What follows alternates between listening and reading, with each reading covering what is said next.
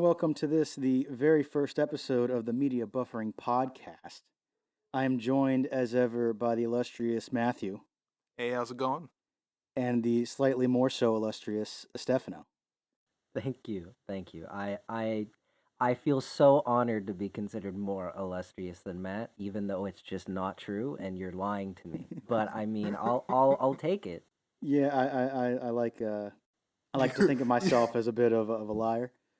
I like to think of you like that too. Actually, I think about you like that all the time. Now I feel like this is more bullying, man. What, you started it? What are you talking about? I'm starting to feel like a punching bag. Oh my god.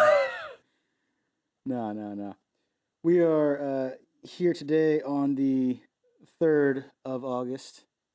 Are we really gonna start dating these? I mean, do you not want to? I mean, we can. We can take them out for a nice dinner. You know. I like to lie. Okay, so we're here on the 25th of August, The 20th. 2035. We actually went back in time just to post this. So that's the story we're going with. Okay, that's what we're gonna tell the police. And we're just talking about things that happened years ago. Yeah, exactly. Okay. Yeah, I mean, retrospective. Yeah. retrospective. It's like you know how in Back to the Future they had the book in the second one that showed them all of the winning dates and who won what games. Yeah. Like baseball and all that. Yeah, it's like that. We came back in time to post this so that people know that in so many days something's gonna happen. Something's gonna happen. And we're gonna help it. We're gonna help it either happen, make it worse, or we're gonna make it better. Take your pick. I mean, if that's the bullshit that you want to go with, go ahead. But I'm not gonna be part of this. So to start out, we got some news from August 3rd, 2021. Okay. That Estefano over here is going to be presenting. So what do we got? Okay, so first of all, I'm going to hope that Matt has not heard about this news yet, because I've been saving this news just for him because I know it's something he really, really wanted. So Matt, so you know how we were talking about a while ago about how they're doing I think it's J.J. Abrams. He's working on the Black Superman movie and all that stuff. Yeah, the one that's not Val-Zod. Yeah, well, they're making an HBO series that is Val-Zod. Oh? Separate from the movie. They did announce this, so we're gonna have 2 Black Supermen at the same time, apparently. I'm happy to have, the more Black Superman, the better, of course.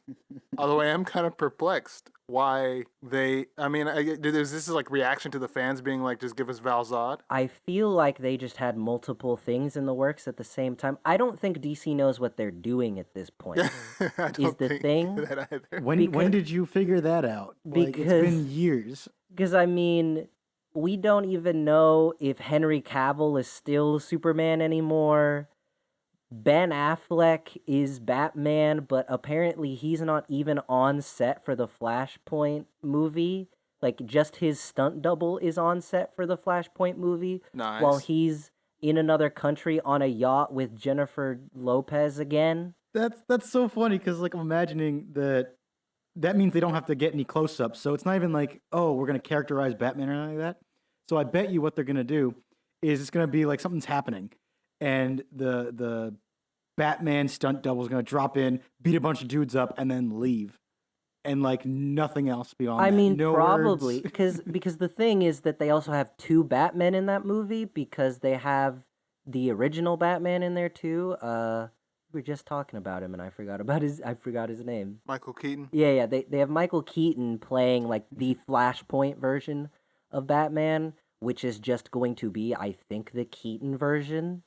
I think Flashpoint is going to create the Keaton universe is basically what that plot thread is going to be. Universe? Where everybody is Michael Keaton. Oh, God, that'd be incredible. He has his own John Malkovich movie. I want to see Keaton in the fucking, in the Catwoman suit from Oh, Batman don't. That's terrible. But yeah, I don't know.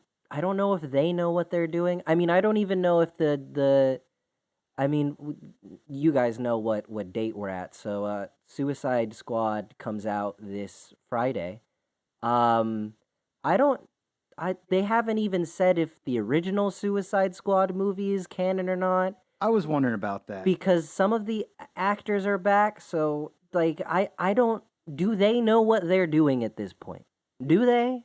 I mean, honestly, I'd be totally fine if they just cut off everything from the original because you got a new director.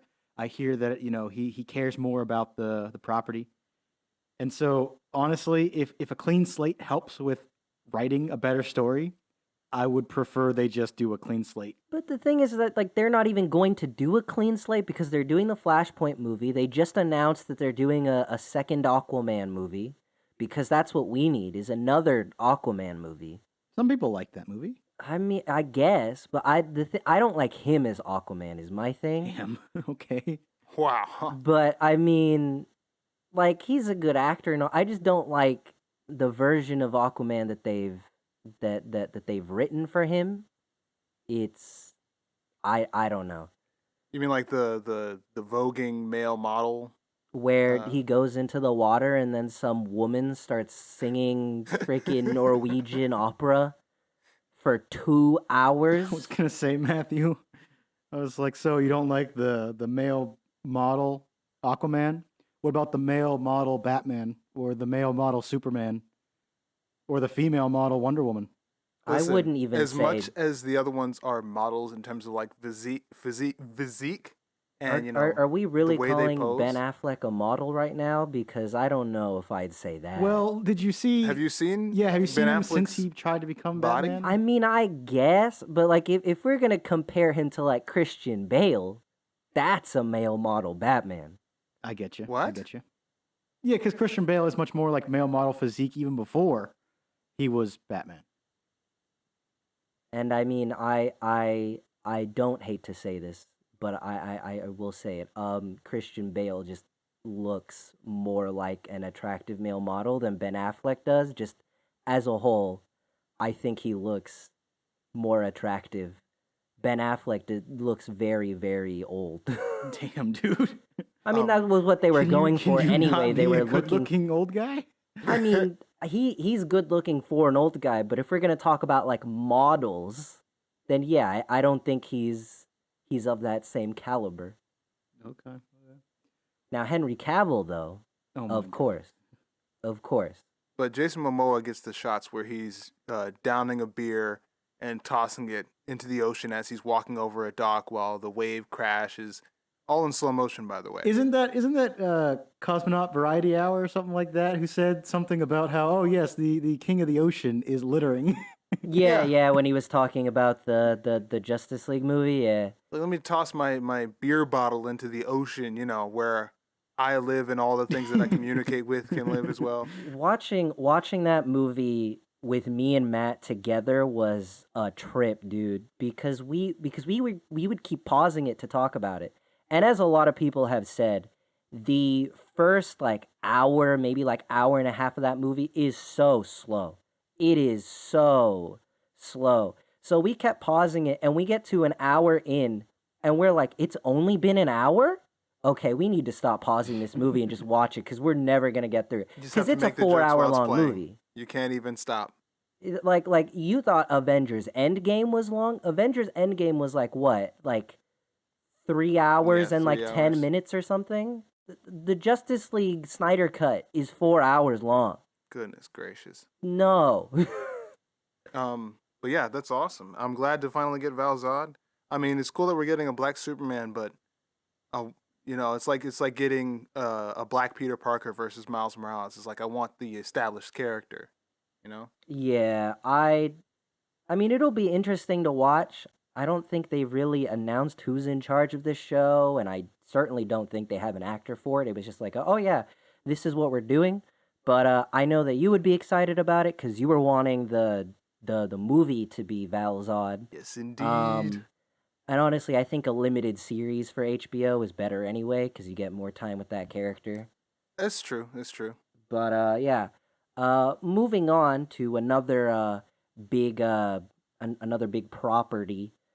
So Lucasfilm has hired one of the YouTubers who did the deep fakes to make spoilers, the Luke Skywalker cameo at the end of Mandalorian 2. I know what you're talking about. They Yeah, hired one of the people who did deep fakes for it, and it was better. They hired him. Like, he works for Lucasfilm now. that's pretty nice.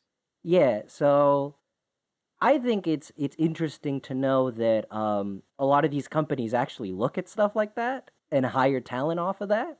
I mean, we don't really get a lot of examples from that, but I mean, I think that in itself is really cool because that person did it, just because they wanted to, and they're like, man, this Luke Skywalker model looks really not good. But Wait, was it someone from Corridor Digital? no, it was a different guy Oh, because okay. I was about because to he say. used he did it using like a deep fake type thing, Okay, Corridor no, Digital. I thought it was the Corridor Digital. They just did No, CGI. Yeah. no. But he also did like some CG. He does other stuff, I think, from what I looked at. But yeah, I think it's cool because that guy just works for Lucasfilm now, and maybe if they do another Luke Skywalker cameo in one of these shows, it'll look better. Hopefully, I feel like they're gonna have to if they're gonna bring Grogu back. In I don't know if another they will Mandalorian. bring Grogu back. Well, then the show's dead. Probably. That's terrible. Oh, I'm kidding. I think everything will be just fine. But I mean, we'll see.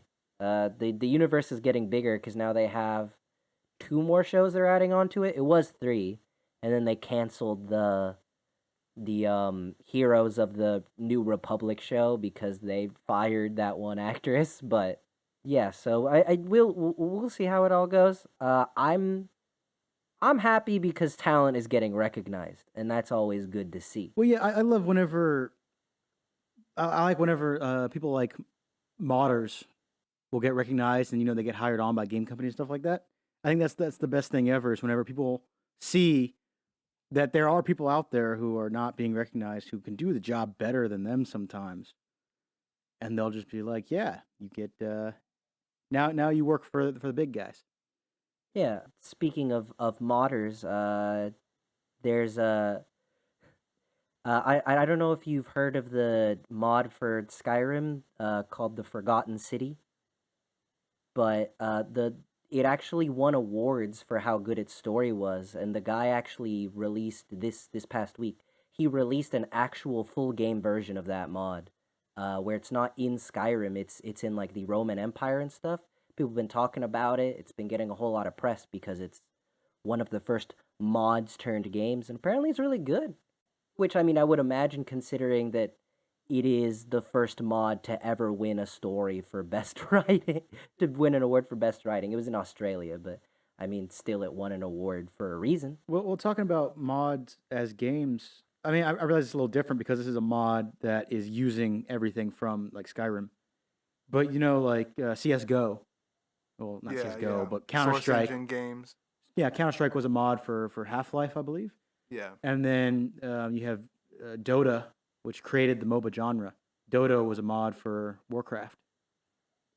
Yeah, So you have a lot of stuff. I mean, how many different like games were made and through like all the Half Life stuff and then became popularized, like Trouble in Terrorist Town.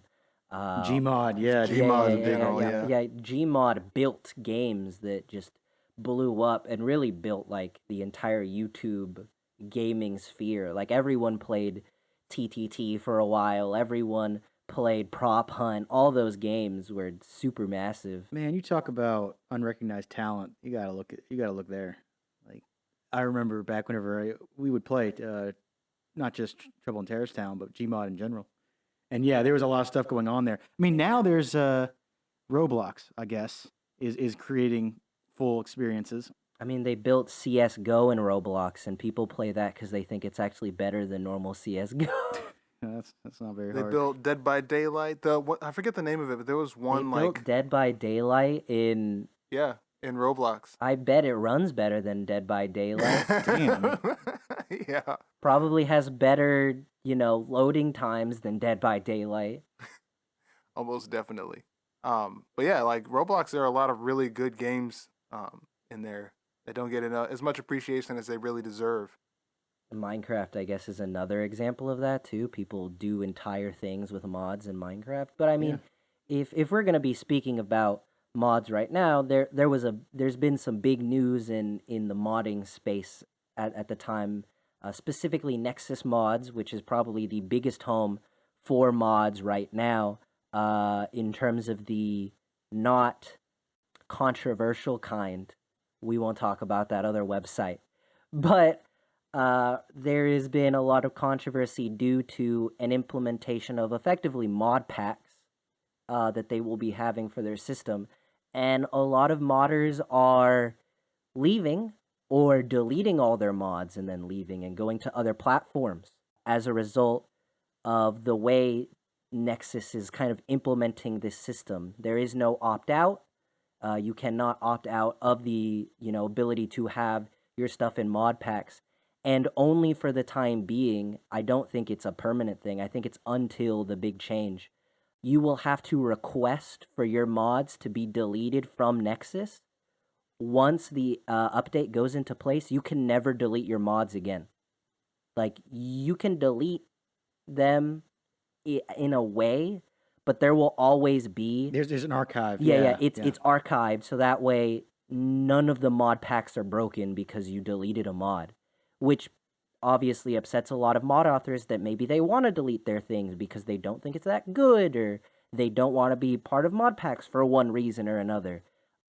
So it's caused a lot of hubbub the way it was implemented, and especially the fact that all of this was just posted in an update one day, and they were like, "Oh yeah, so we're doing this thing. Yeah, it's happening in like a month. Yeah, you're not really getting any warning for it. You can ask to delete your mods, but you have to like submit a thing for that. So otherwise, bye." I feel like it's very.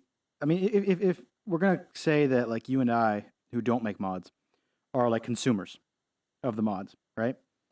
I think that it actually is very consumer friendly because mod packs are incredibly easy to work with rather than having to go through. I mean, you've experienced this. You're looking for Skyrim mods right now, and you're going for a week or two trying to find all the mods you want because you only want to start one game. You don't want to have to, halfway through be like, oh, I should have gotten this mod. Now I got to start a new game. So I think mod packs really help with finding the mods you actually want and getting the experience you want whenever you're starting a new game.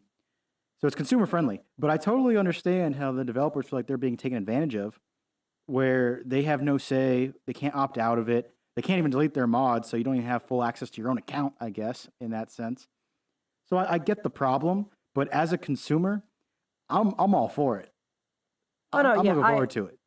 I do agree with that. I think mod packs are ultimately going to be a big benefit for players specifically. I know a lot of people have drawn comparisons between this and mod packs uh for Minecraft. Yeah. I've seen that too. Like what it was Tekkit, I think, was the original one, and now you have Feed the Beast and a whole lot of other mod packs that people use for Minecraft and stuff. I think my biggest problem with it is that it's mandatory by Nexus Mod itself, as opposed to making it a tool for developers, because there are a lot of developer like mods that work in conjunction with each other. That I feel like if the developers actually just had the ability to make it a pack on their side, like that would be significantly better, as opposed to Nexus Mods being like, Oh, "Hey, forcing it. Yeah, this I is get now you. a pack." Yeah, that, and then there's also the frustration of the fact that they're actually you have to be like, you have to pay their premium price to be able to use these mod packs. Now you can download mods for free no matter what, but if you want the mod packs, you have to pay. And when they're updating everything for these mod packs, they're actually increasing how much you have to pay per month, per year. And they formerly had a system to just like pay once and you have premium for life. They're taking that system away. Now, if you paid already, like I did whenever I heard this news, because I was like, okay, yeah, I'm doing it now. If you already paid for the lifetime subscription, they're not going to take that away from you. But anyone in the future will no longer have that option ever again. You will have to pay monthly or have to pay yearly depending on what you want, and it's going to be more expensive. It's actually the same price now to pay yearly as it would have been for the, or maybe monthly, for the lifetime subscription. It's yearly, yeah, because it was, I believe, $49.99 to get a lifetime premium, and now Yeah. it's going to be $49.99 per year. Yeah, it's a bit of a mess, and I see a lot of the frustration from these mod developers because they were under the impression that they were, safe, that the things that they made were for them and they still had control over them, but now they really don't. And Nexus is very much taking advantage of them and effectively getting more money from their work when Nexus isn't really making mods themselves. They are simply the platform that they put the mods on, which I 100% can see where the frustration from that is. It's not like Yeah, YouTube. definitely. It's not like YouTube where they give you the money, like Yeah. AdSense. like you can get AdSense. No, the only way you get money is by having stuff on Patreon. Like some modders have Patreons, They and have there is subscription stuff yeah. on built into Nexus. Yeah. However, I don't know how many people use it. I'm sure Yeah, it's and like there's also 2%. a donation system into Nexus as well. So, but who knows how many people use that? The only people who get the money are Nexus for all of the ads that they run and all of that type of stuff. So I get the frustration. I see both sides. From my end as a player, I am excited for mod packs because I won't have to spend an entire month of my life trying to mod this game that I don't even like that much, but I think mods make it so much better. Um, but on the other hand, I see the frustration as a person who is a creator and how I would feel if I felt taken advantage of by a company or something like that. Uh, but I mean, I guess we'll really have to see how everything is going to go. A lot of Skyrim and Fallout 4 modders have left or gone to other platforms. A lot of big mods, such as the Fallout 3 and Fallout 4 mod, Yeah. are effectively saying, okay, we're gonna move all of our updates off platform To their now. website and stuff. Yeah, to websites. Gotcha. That's what they're doing. A lot of modders have either deleted their mods or like kept their mods up, but saying this will not be updated any further here. If we update this mod at all, it'll be on another platform. So there's a lot of stuff. I was wondering about the idea of I know there are platforms out there for you to pay for mods, and I know that that's usually a bad taste in people's mouth. The idea of having to pay for mods because they've always been free. You know, like whenever Steam tried to do it a few years back, and especially with the Creation Club with Fallout 4 and all those Bethesda games. Yeah, yeah. A lot of people don't like the idea of it. However, I was thinking of a sort of system like Nebula, where you pay and then depending on views, the creators get a cut. It's kind of like book sales, I guess, where every time someone sells a book, the creator gets 50 cents. Like they get a little bit of residual. And so I was thinking, would it be so bad if there was a platform for that hosted mods and only had a subscription? Like you had to pay the subscription to use the service, but whichever mod you download, they get 20, 30, 40 cents per download. That would be interesting to see how willing people are if it's contributing to the I want to say artist, but I feel like that feels really weird to say. But yeah, like the creators. I feel like that. I feel like I'd support something like that personally, but a lot of people really do just prefer the I free think formula. I think that the thing is, first of all, if that becomes a big thing, if that was the way we started doing mods, that doesn't mean you can't do free mods. Because mods already you're able to just share files. If I made a mod, I don't have to put it on a site or like Nexus. I can just send it to you. Here's a mod.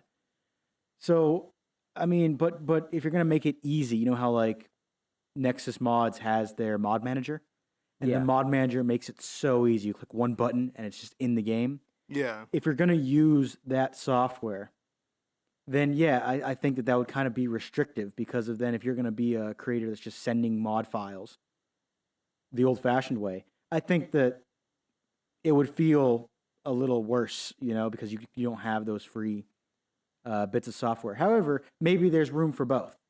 There's room for the open source stuff.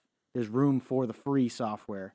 You know how like you can pay for Microsoft Word, or you can use Libra, which is Yeah. free and it's open source. So I think it could be like that. They could have a paid service. Whatever website does that, say it's Nexus. Nexus is like, hey, you have to pay now. No mods are free, not a single one. If it's on the site, then whenever you download it, that creator's getting 60 cents. Say that's how it works. Cool. But also there are the free versions you can go to as well. The biggest problem I could see is people uploading mods to the free site after paying for it, which is already a problem. That's a problem with people trying to upload anything that they paid for. Napster. Putting out free music. But now music's pretty free with YouTube anyway, so what does it matter? Yeah. We'll see how this grows and expands, how this affects the mod scene, because now a lot of people are running to Discord, which is like the haven for everything nowadays, except Yeah. adult content, because now Well, Discord's hammering down on adult Discord, content. you But can't even download large files unless you have, your server at a certain level with the Nitro. Nitro. So it's like that's great and all, but okay, we want to avoid having to pay if that is what you're trying to avoid. Say you don't want to pay for the yearly fee of Nexus. Let me go to Discord, where those people that are creating the mod have to make sure their server has enough Nitro boosts to be able to download a 1 gig mod. I think it's more so like they just have the Discord group, and then they have like A Google Drive or something. Okay, yeah, like Outlook or something. or like a mega link, and they just post it, and then you go to that link. Yeah. But you have to go to the Discord server to get the link, or someone sends the link to you. It just isn't off of Nexus anymore, which was the convenient way all along. And Yeah, stuff like I that. prefer they all be consolidated in one place. But like I said before, I realize the problem of people, if it's a paid service, you're going to pay for it, and then you're going to go upload it somewhere for free for other people. Or there's going to be rampant people stealing the free mods and putting them on the paid site, which is the big problem that happened with Steam whenever they started doing paid mods, was that people were taking mods from Nexus and then uploading them to the Steam account to get paid for someone else's work. Yeah, that's some bullshit right there, is what that is. Head assery. Yeah, it's gonna be really hard to kind of manage that, especially we don't even know how Nexus manages their own thing really. Like we don't know what kind of policing they have to make sure no one copies anyone else's mod. So who knows if that is even possible for them to do if they went that way. But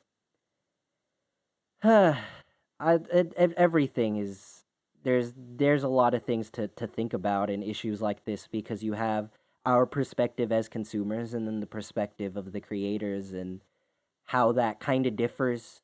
And it's just kind of a bummer, because I feel like had Nexus implemented this better, had more implementation, I feel like some of this could have been avoided. Obviously, people were going to be mad about it any sort of way. Mod packs are unfortunately controversial, but I feel like there would have been less of a, okay, now we're just going to take our mods off of Nexus, bye, kind of thing, kind of like a protest. Yeah, I get you. Yeah, they definitely could have gone about it better.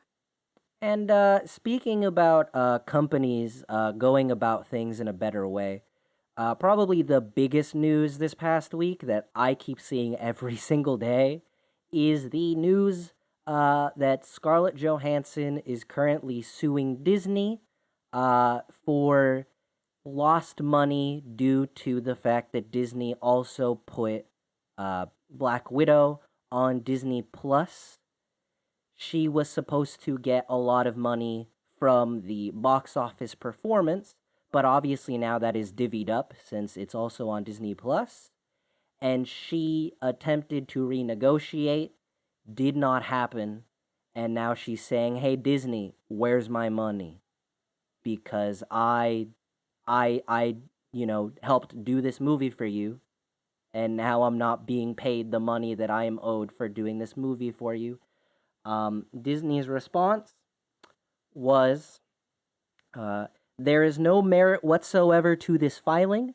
The lawsuit is especially sad and distressing in its callous disregard for the horrific and prolonged global effects of the COVID-19 pandemic. Now, Disney, go fuck yourself for that. What the hell? Let's Don't use it as a shield. don't try to hide yourself by the COVID-19 pandemic when your amusement parks are open, motherfucker. As if she was saying, you shouldn't have streamed the movie. It's more of pay me for the where you sent the movie. Yeah, Like, that is the main issue here. And her suing has actually sparked a lot of other things because Emma Stone had Cruella come out recently. Now she's considering doing the same thing because she had the same sort of deal with Disney. This past weekend, the Jungle Cruise movie that I don't care about at all came out, but Emily Blunt is in it. So now Emily Blunt is thinking of going after Disney. And it's like, Disney, are you really just screwing over some of your biggest talent? have you not paid these people for their work? And so here's the thing. To some extent, it is ridiculous because her law or the lawsuit states that she potentially lost $50 million, which is way too much money. Yeah, I don't know about that one, Chief. And That's my big problem with this whole thing. I was gonna wait, but since you brought Yeah, that yeah, up, I'm getting into that because on some level it seems ridiculous because like these are millionaires fighting over millions of dollars. dollars, and it's like I'm not gonna sit here and root for one side or the other. It's like both of you are horrible people. Yeah. Well, I don't think Scarlett Johansson is a horrible person because she's just doing her job. She just gets paid a lot. But here's where I feel like I think this is an important issue. If they're doing this to Emily Blunt and Scarlett Johansson, two of the most recognizable talents They're on not the afraid planet, to do it to anybody yeah, else. who else are they doing it to? Like, they could do it to anyone who works on their movies.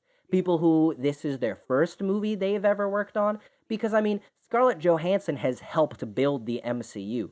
Emily Blunt helped to redo their entire Mary Poppins film.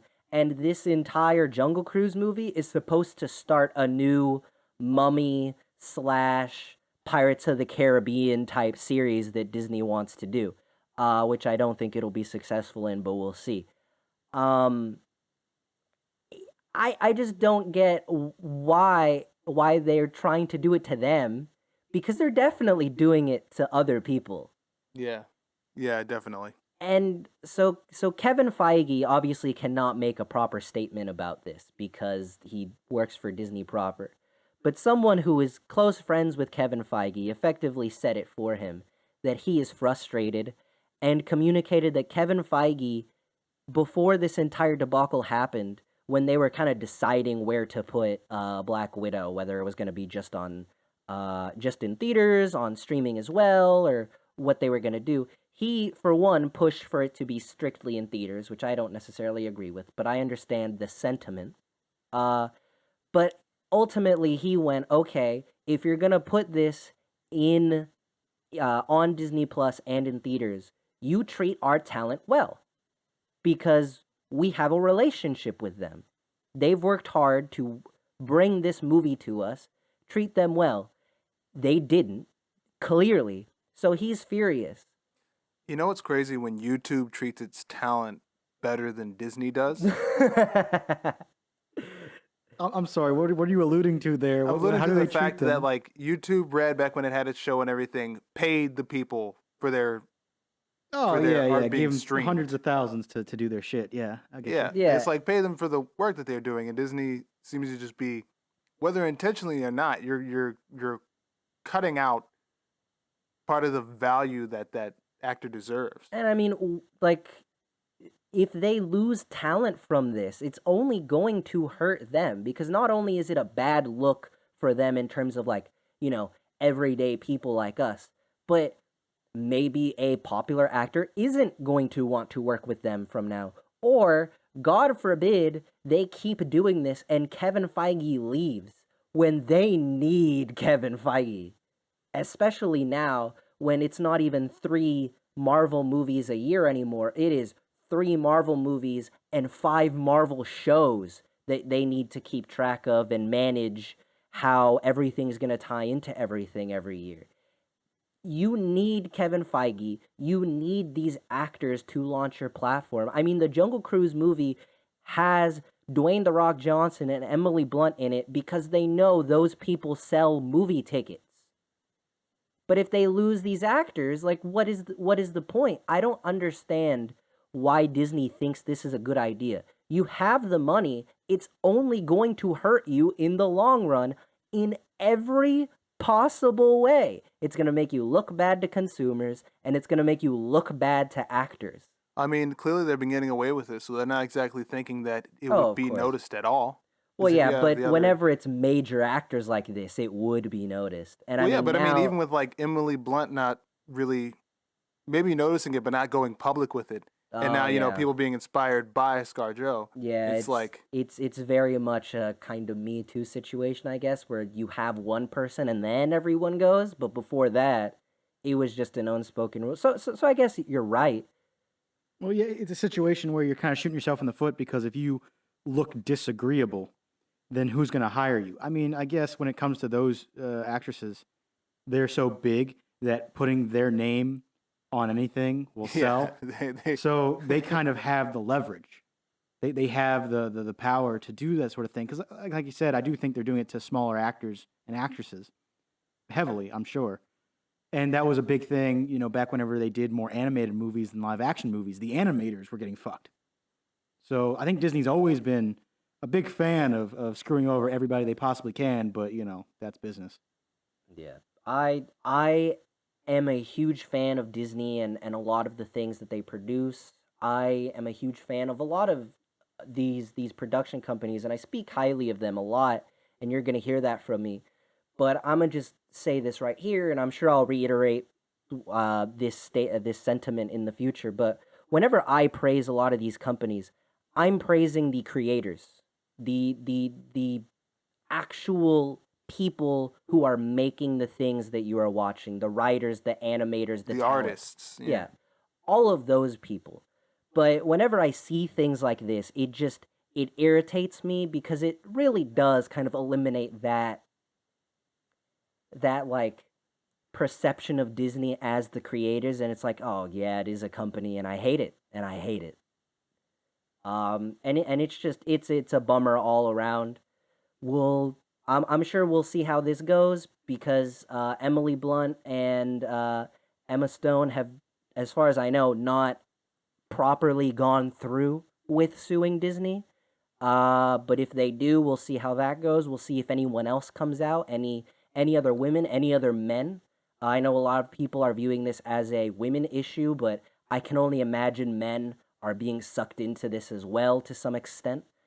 So we'll see how many people come out about this situation. I'm sure we'll probably update you guys if anything major occurs. But I mean, yeah, there's not really much else to talk about. That was the biggest thing that I was constantly seeing this week, besides, politics stuff that I don't want to get into that. I'm not brave enough for politics. No, no, no, no, none of that. Okay, let's get into the actual topic here. It's not so aptly named, but it's media preferences. So what we're talking about isn't so much our favorite genres or anything like that. It's more so what we're looking for in each media form. So I thought we'd start off with movies. What are we looking for when it comes to movies?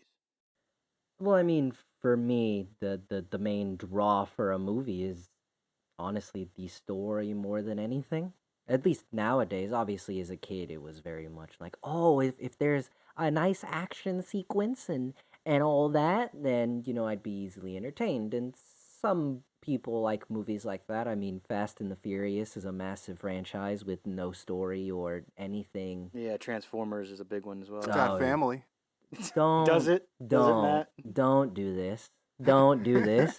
No, no, no. I think that yeah, the older you get, the more your sort of tastes change and refine. And although I don't want to sound so pretentious or so conceited, I do think that you start to realize that just the dumb action movies are not the best thing ever. But also, I've heard other people talk about how it's kind of like having a dessert.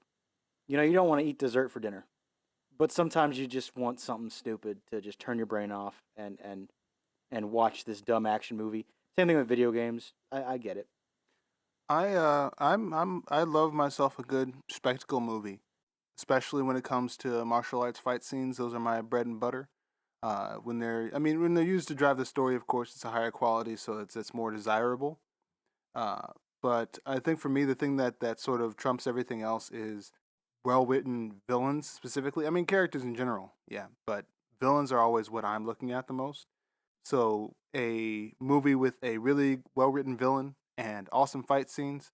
That's I love that stuff. That's why I love Kung Fu Panda 1 and 2.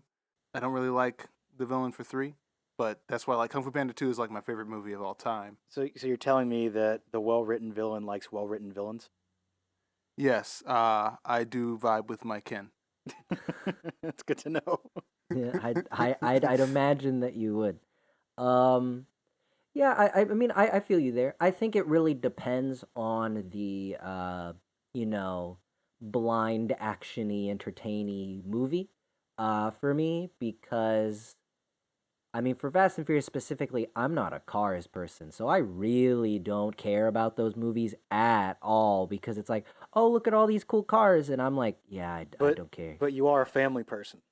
I mean, I guess, but I don't care about any of those I'm characters sorry. anyway. I'm really sorry. I think that the key to making one of those like basically all spectacle movies is the creativity in the spectacle. Now I'm not a Fast and Furious fan, so I can't really speak on how creative they get. I think I've seen like them jump a bridge or something in it. Like they do some crazy stuff with their Yeah, cars. Well, that's what people But talk about with they the. went into space in the last one. Did they? Yeah, nice. yeah, yeah. They drove a car into space or something. I don't know. I saw it was like in the trailer or Was it a whatever. Tesla? No, it was not a Tesla.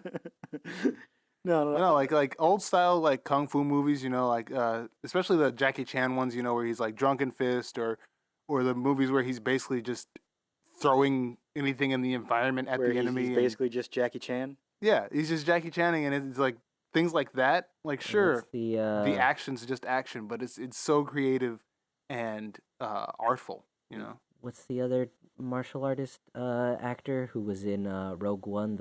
I'm one with the Force is with me. I'm with the Force, the Force is Oh, with me. I can't remember his Oh, name. I Ip know you're talking Man. about. I Yeah, don't yeah, remember yeah, what his yeah, him name too. is. I Yeah. was thinking like whenever you're talking about like sort of tasteful action, like it's well done.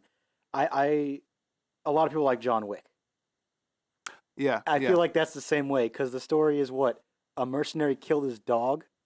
A mafia A mafia man boss's killed his son. dog and I decided, and he decided, as everyone would if someone killed their dog, I'm gonna murder everyone he's ever come into contact with.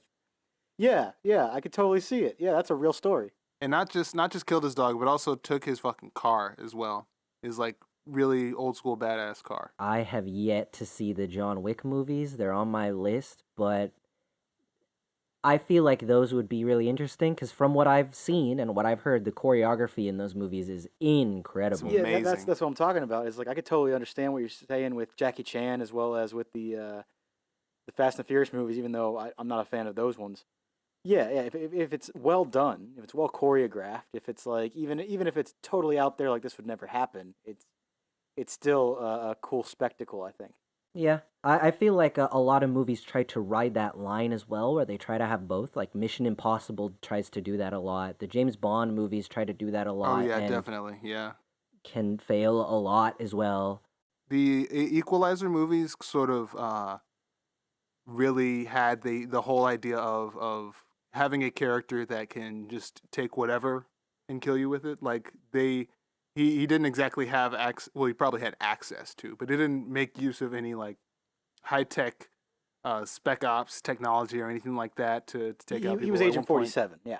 yeah, yeah. At one point, he just like pulls a hammer from his own hardware store, and then this next shot is him cleaning it off and putting it back. Yeah, yeah. I could totally see it. I feel like one of the movies that kind of perfectly encapsulates what I like and a very good combination of action and story are the Robert Downey Jr. Sherlock Holmes movies. Oh man, Those are fun. Those are those are awesome. magical. Yeah. And obviously, a lot of, maybe not every single one of them, but the MCU is the key example nowadays of good story and good action. Infinity War, Yes, indeed. specifically Yeah. with I Thanos. I think well, like that goes with Matthew when he was saying he likes well written villains. You like Thanos, right? Of course. Yeah, that's what I thought. Okay. I think that whenever it comes to my style of movies, I prefer a very good story and well written characters as well. I mean, that's pretty cliche, I'd imagine.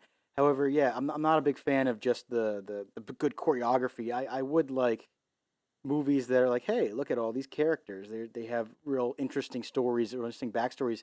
And talking about Marvel, I do think that even Tony Stark in the very first Iron Man movie, which is still my favorite Marvel movie, I think that they had so much development of Tony Stark in that first movie before we had all this other, bullshit going on with 300 other movies and 5 shows. I think that that movie perfectly encapsulates what I like in a movie, what I'm looking for in a movie. I really empathize with Stark in that one, especially whenever Jensen dies. Don't waste your life, Stark. That whole thing is really impactful to me.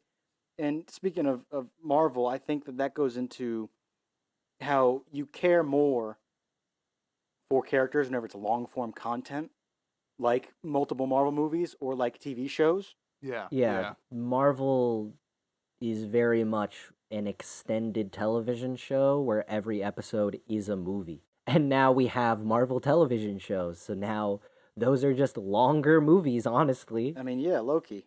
Yeah. Yeah, it's pretty much just like here's one giant overarching plot split up into 10 episodes. Yeah, the of the three Marvel shows that are out right now, the only one that really felt like a show was WandaVision, and that's because that was the point of it.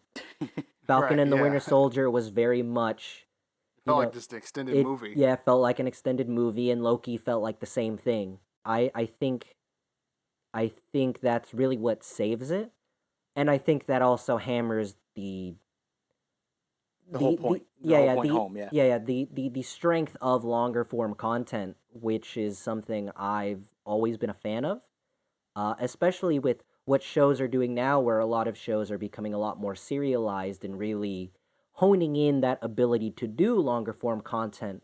Because, I mean, you look at some of the cartoons that we watched as kids, and they were very much like episode to episode. Sometimes they connect, most of the time they It's just don't. serialized, yeah. Yeah, Yeah. and Yeah. sometimes even in those episodes, like a SpongeBob episode, there are 2 episodes in one 30, episode 30 thing. minute span. Yeah. Yeah, the episodes aren't even that long.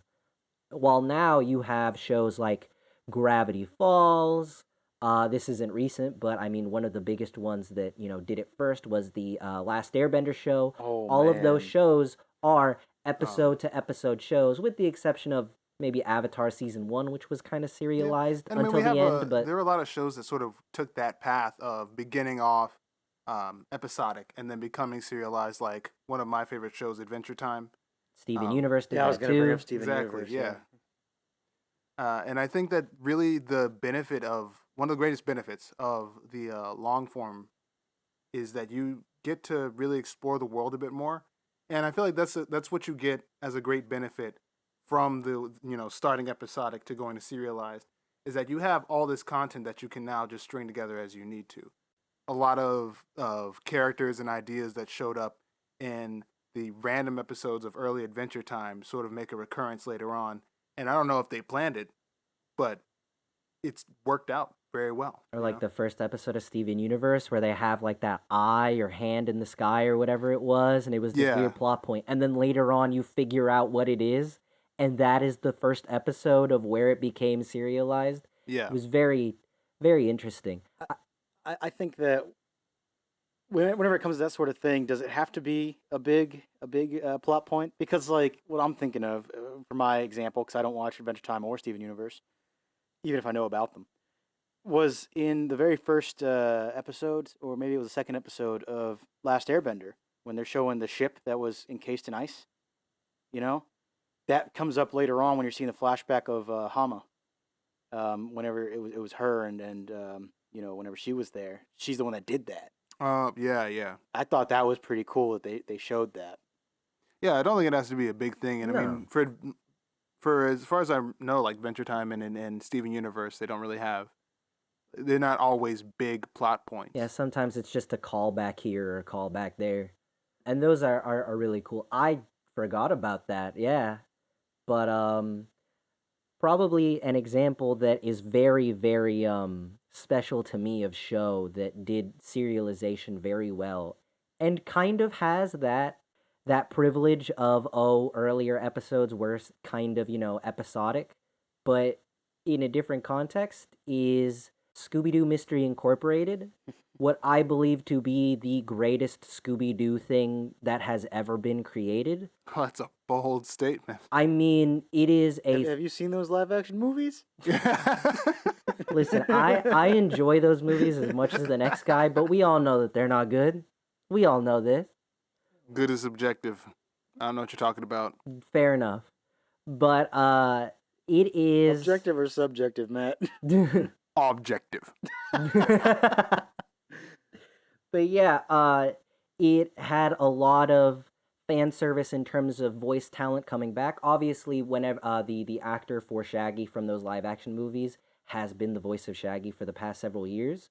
But even the actress who played Velma in those movies, who is also Hawkeye's wife in the MCU, she came back and voiced a character. A lot of the original cast, like the Shaggy voice actor before this current one, voiced Shaggy's dad in the show. There was a lot of fan service, a lot of callbacks to the original Scooby Doo Where Are You show, but overall it was serialized and there was an overarching narrative.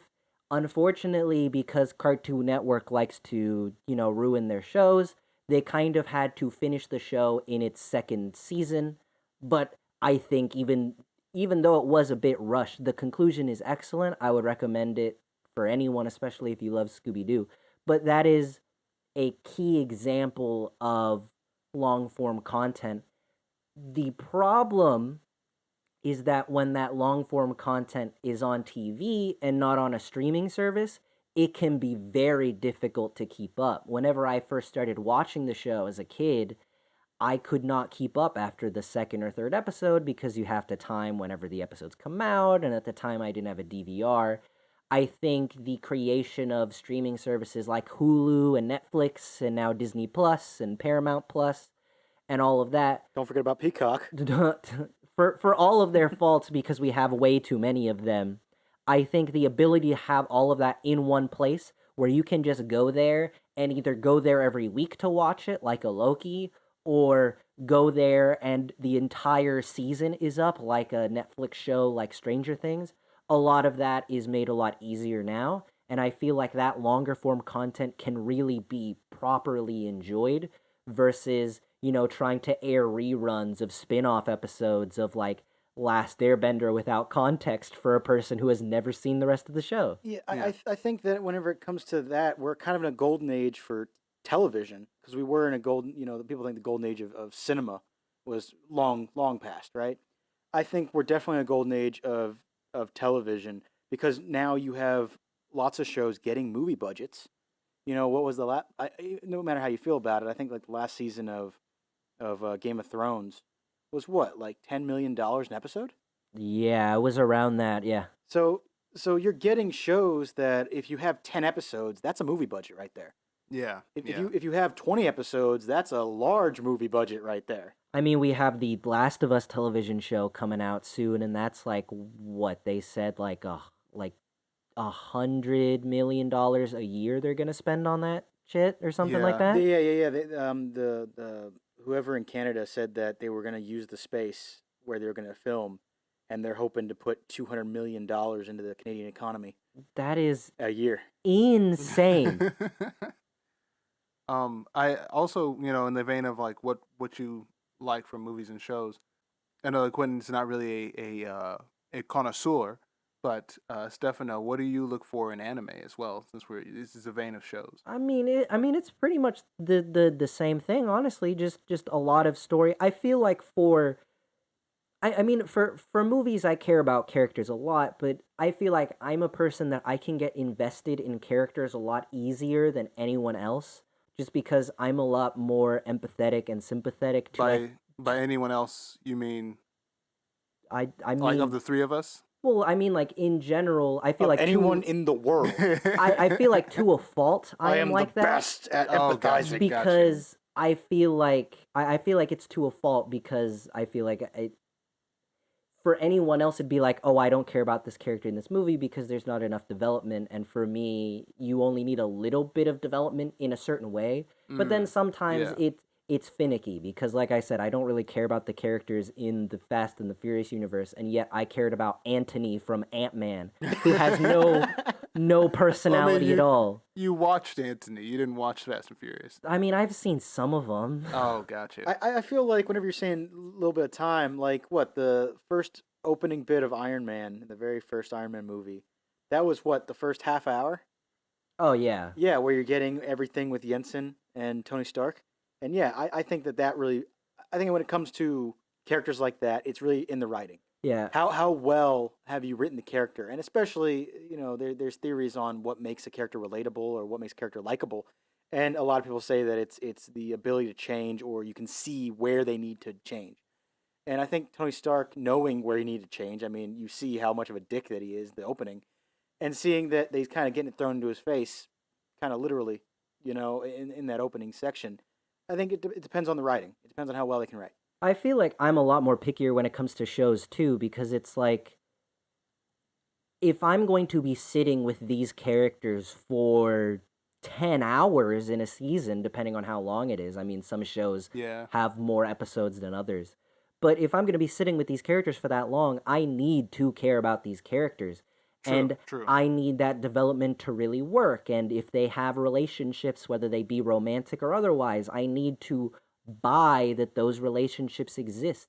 In a movie, you can kind of get away with that because you're only sitting there for, on average, 1.5 to 2 hours, while in like a show you're sitting there for a long time. If Yeah. it's multiple seasons, you're sitting there for potentially weeks of And your life. if you think about where character development has to sort of really kick in, it's during the downtime when the character's not actively, in the middle of action or anything like that. And if you compare the downtime that you have in a movie versus in a TV show, you have a lot to sort of develop there. Yeah. Although I think for me, when it comes to anime, but also just animated shows in general, I'm very much I'm a simple man. Right. I want to see cool action scenes. I want to see cool fights happen. Take advantage of the medium that you can pretty much do as much as you want to in terms of like imagination and stuff like that. But yeah, I think that's the only difference between for me with seeing like live action shows and anime or animated TV shows. Especially for me, I feel like an interesting premise can carry a show. I feel like anime has a lot of those because for whatever reason, these Japanese creators just do off the wall stuff that is absolutely insane. I'm not into anime, but I will tell you, that I've wanted to get into anime because that's a lot of story, not even characters, but stories that are just. Who comes up with this stuff? Yeah. Who Right, comes up yeah. with we're gonna be on a pirate ship with a man with noodle arms? with What is Mr. that? Fantastic powers. Yeah, what is that? Like who thought of that? And he got them from, what is it called, like the gum The gum or gum Gum gum fruit. tree, yeah, Yeah, gum it's- fruit, yeah. but yeah. like there's a lot of stories in anime that are very much like very interesting concepts, and I feel like that can carry a lot of it for me. I like it can even kind of make up for characters and kind of make up for the slow start of some of those shows if the concept is interesting, because then I'm interested in the world and, okay, what is this? Yeah. Granted, again, at some point you better give me interesting characters because I'm not going to sit here for 8 episodes with boring characters, no matter how cool your world is. I'll give you credit for the cool world. I always try to give credit where credit is due. But if your show's bad in literally every other way, I'ma say that, and I'm not going to watch your show. Yeah, Sword Art Online was like my introduction into anime, and I feel like that was the biggest example of this premise is awesome. And at least with the first part of it, the characters were pretty good as well. And then after that, a little Turn the bit less cardboard real quick. so. Yeah. Yeah. Yeah, I've heard a lot of bad things about Sword Art Online from a lot of people who actually like proper anime. Most people will say like the first part of the first season is actually good, and then it goes downhill from there. I would say the entire first season is good, and I would accept with any backlash from that. Death Gun, I enjoyed. I don't think it was good, but I enjoyed it. I don't But yeah, think objectively it was actually bad, but that's the candy I was talking about. That's your dessert, right? Is that what you're feeling about it? that's the what? The what? That's the dessert. Yeah, yeah, yeah, exactly. Kirito gets a lightsaber and basically goes into not really Call of Duty, but I'm gonna call it Call of Duty, and wields a lightsaber in Call of Duty. I don't know what more you need to hear. I think that with anime, I don't really watch it, but like I know that a few people have tried to recommend me like Cowboy Bebop. And Golden. honestly, just looking at the characters in that show, they're very like bombastic in design. And I'm like, if their characterization is as like solid as their character design, I bet you that's probably an actual good show. Now, if I ever watch it, that remains to be seen. But We'll maybe. watch it together. Yeah, I was thinking about it. I'll get around to it because I'm interested in it. Also, they're doing like the Cowboy Bebop Netflix adaptation, and I really want to know how good or bad it is because unlike the Death Note show, it really seems like a lot of the people who are working on the Cowboy Bebop adaptation actually care about it. They have the original composer back. A lot of the, actual writers from the show are back. A lot of the people in the process care about it. That being said, a lot of projects have died even though they have people who care about them working on it. So I mean, we'll see. I'm not hopeful. I know you're negative about any sort of Listen, adaptation. it's just adaptations just have a bad rap. Yeah, yeah. I mean, you're not wrong there, but ultimately, I feel like this is going to be a pattern that's going to go on like in every single like subject we talk about in terms of something that is story driven. I think characters really do kind of just they are what is most important to me. All of the games I love the most make me care about the characters. All of the shows I love the most have made me care about the characters in some way or another because if I'm going to be spending time with these people and they're going to be memorable to me, then of course they're going to be preferable. I mean, one of my favorite anime ever is a show that made me care about the characters and then made me cry at the end of it because of how much I cared about their situations, the things that they went through, the emotions I went through. It's called Angel I Beats. knew I was about to say, is it Angel Beats? Because, oh my I God. remember whenever I made Matt watch Angel Beats, Yeah, that's another one that's been recommended to me. I didn't. I don't he know suffered. what reflection in the light of the camera you guys saw, but I did not cry You at that. definitely It cried. was very saddening. But I You don't know. I don't definitely know I what cried. did not onions you were weep. cutting that day. I did not have that the Billie Eilish For teardrop filter for on. those of you who have seen the show, I'm not going to give away the final twist because it is something you have to experience. But you know the final twist if Yeah, you've seen it. yeah. I remember it was me, Matt, and then another friend of ours were watching it. That final twist is revealed. Both of them audibly gasped because we were watching the stream.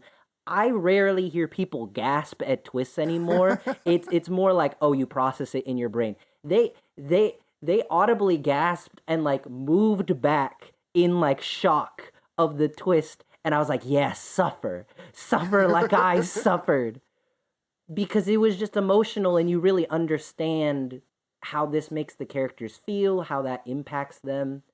You think about the future of these characters beyond just the show. That honestly characters are what is most important to me if I'm really going to be into something.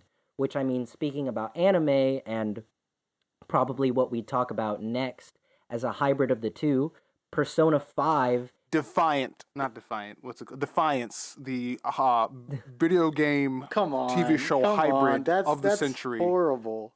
That's awful. Don't bring that up. Don't I'm sorry. dig up dead bodies like that. But yeah, Persona 5 is probably a mixture of everything, and its characterization of all of your main cast as well as your side characters who you meet in the game.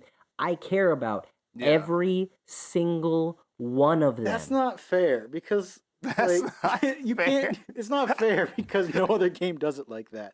Like you were saying that you care more about the characters, but I have quite a few games that I enjoy a lot. I don't give a fuck about the characters. I mean, I feel the same way. I mean, if we're gonna talk about games, I mean, sometimes gameplay can carry a game. I mean, Super Mario Odyssey is a really really fun game to play. I don't care about Mario. You haven't. You tell me you don't haven't spent care hours about looking at the Mario wiki Jumpman before. Mario? And like there are characters in that game and there are like very compelling moments in that game as well, but Breath of the Wild doesn't really have that. Like I feel like the only moment I really cared about characters to that extent was Mifa's storyline with Link. Yeah. Really? Yeah, that I felt like that came out of nowhere. That was just like I here's kinda a dug love it. interest that like and it felt like you had He's to have also some dead. prior knowledge. It's also dead. It felt like you had to have prior knowledge. It was like, oh, we love each other so much. I'm sitting here like, I don't Well, even it was more know so you, bitch. It was more so she loved Link, and Link doesn't have any recollection of anything at all. Yeah, Link's Link like, doesn't okay, that's talk. cool. Yeah, that too. But he's I feel right-handed. like beyond that, there wasn't really any other moment in that game that I truly cared about the characters, and yet that game has such good gameplay and is so fun and interesting. It makes you want to explore that it really carries that storyline. So I do feel like games have that interesting kind of side to them where they can be excellent and have you really want to play them and enjoy them just for the gameplay. But in terms of my favorites, it's always story, characters, things like that. That always kind of gets hammered home for me. Even something like Kingdom Hearts, which its story is very convoluted and sometimes isn't even that good.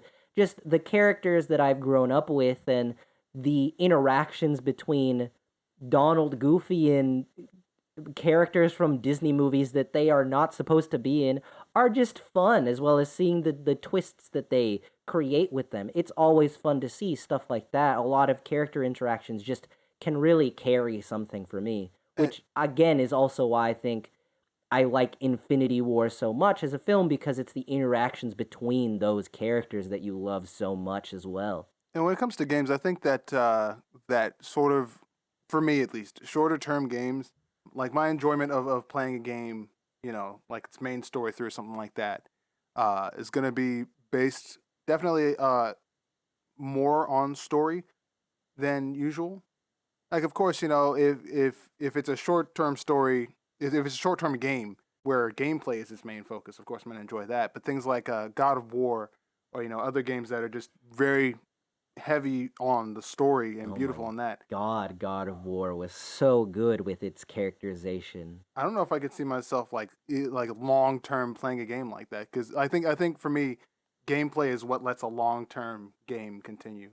Like MMOs and just RPGs in general.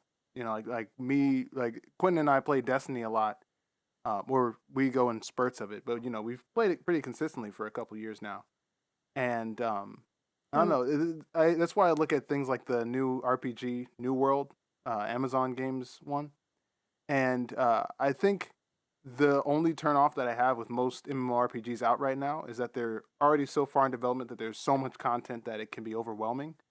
And for like this chance to I definitely get that. It's like, why would I ever try to play World of Warcraft now? Yeah. Like, Yeah. maybe you I mean, play there's classic. a lot more reasons to not play World of Warcraft now. I'm just gonna say. Well, okay, There's some bigger problems. the entire issues with Blizzard right now are a big reason. Yeah, But just yeah. like even aside from that, it's like maybe I'd play classic, but like just as a game. But with New World, first of all, I like the combat, but that's a whole other thing. But the fact that you'd be able to get into this MMORPG as it's starting, it feels good. I mean, even like Elder Scrolls Online is on its its fifth update or expansion or whatever they call it. Yeah, something like that. Yeah, I think it's like 5th or 6th because they have like minor updates, but then they have like the major Yeah, updates. they have the seasons, and then Like they have the Morrowind, major updates. Blackwood. They're Yeah, like DLC. and then like in each season there's like 4 updates, but it's all technically part of the same season. It's one story they're trying to tell. It's like in Destiny right now, Matt, where you have like one story being told over 4 seasons Yeah. until Witch Queen. Gotcha. But yeah, so I think long term I'm looking for gameplay primarily. And then anything short term can be any trade of the two pretty much. Just a high quality of either aspect.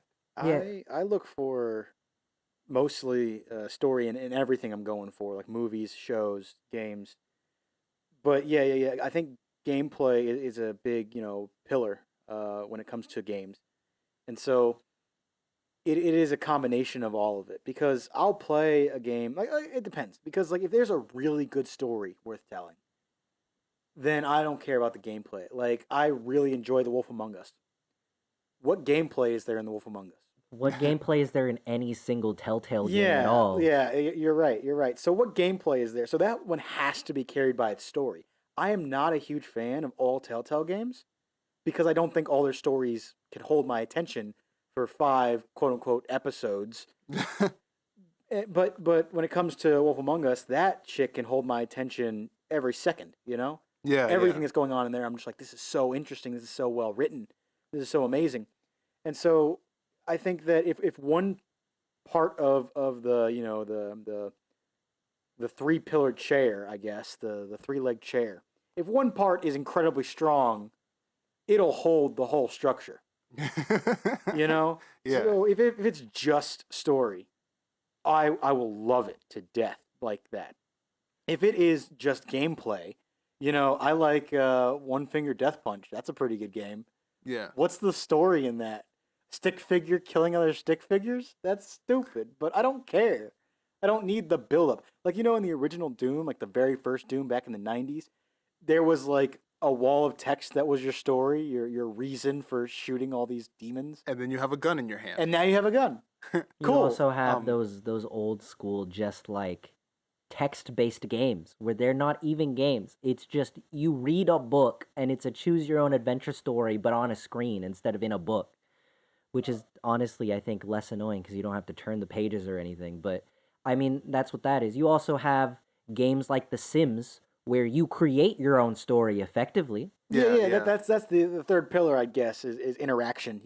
Things that you can do to change the world, not just the gameplay. Of like, Kratos is able to kill people and that feels good. The combat, but actually being able to change the world that you're in, more sandbox. Like what Right. Dying Light 2 is trying to really do. It's trying to be the new version of that. Because I mean, you have things like the like Fallout New Vegas and a lot of other Bethesda games try to do that. A lot of other modern games try to have that concept of being able to change the world. I think Dying Light 2 is trying to have that in a much stronger way than we've ever seen before. Yeah. Whether trying or to sell not it. whether or not they'll succeed, I mean, we'll see. We'll see about that. I'm trying to, I'm hoping because I know that the director really has something he's envisioning, and I always like to see creators do new things, and even if he fails, I mean, hopefully he will have taken a few steps forward in getting to that point. Someone has to try, I'm not gonna I'm not gonna down him for that because he clearly has that game as a whole clearly has a lot of ambition. But I feel like that is what video games as a medium have over everything else that I don't think has really been touched yet, like really been hammered home, but we'll see how it goes. The interactivity of it all is probably what's most interesting. Yeah, as the Well, technology advances and everything. you want to talk about interactivity? You ever seen Minecraft? I'll fight. Uh, the so we talked about like the 3-legged chair. Yeah, our value of story versus gameplay. What do you like in gameplay, Estefano? Like, what is your when it comes to gameplay, what do you prefer? I mean, that's really hard because I like a lot of different games. I mean, the main two I mentioned earlier was Persona 5, and all of the Persona games are turn-based combat, which Trash. which these two hate, and I'm all right with. I'm not gonna say they're my favorite thing, but I can certainly deal with them. I mean, I played Pokemon games as a kid, so I'm used to the idea of turn-based combat. Yeah. But then I also like Kingdom Hearts, which is more of an action RPG where, just kill things, press the attack button, occasionally press, like a like deflect button. Third person shooters I really enjoy, like The Last of Us or Uncharted. I think honestly it's just about like what the game is and does it do the gameplay it's trying to do well.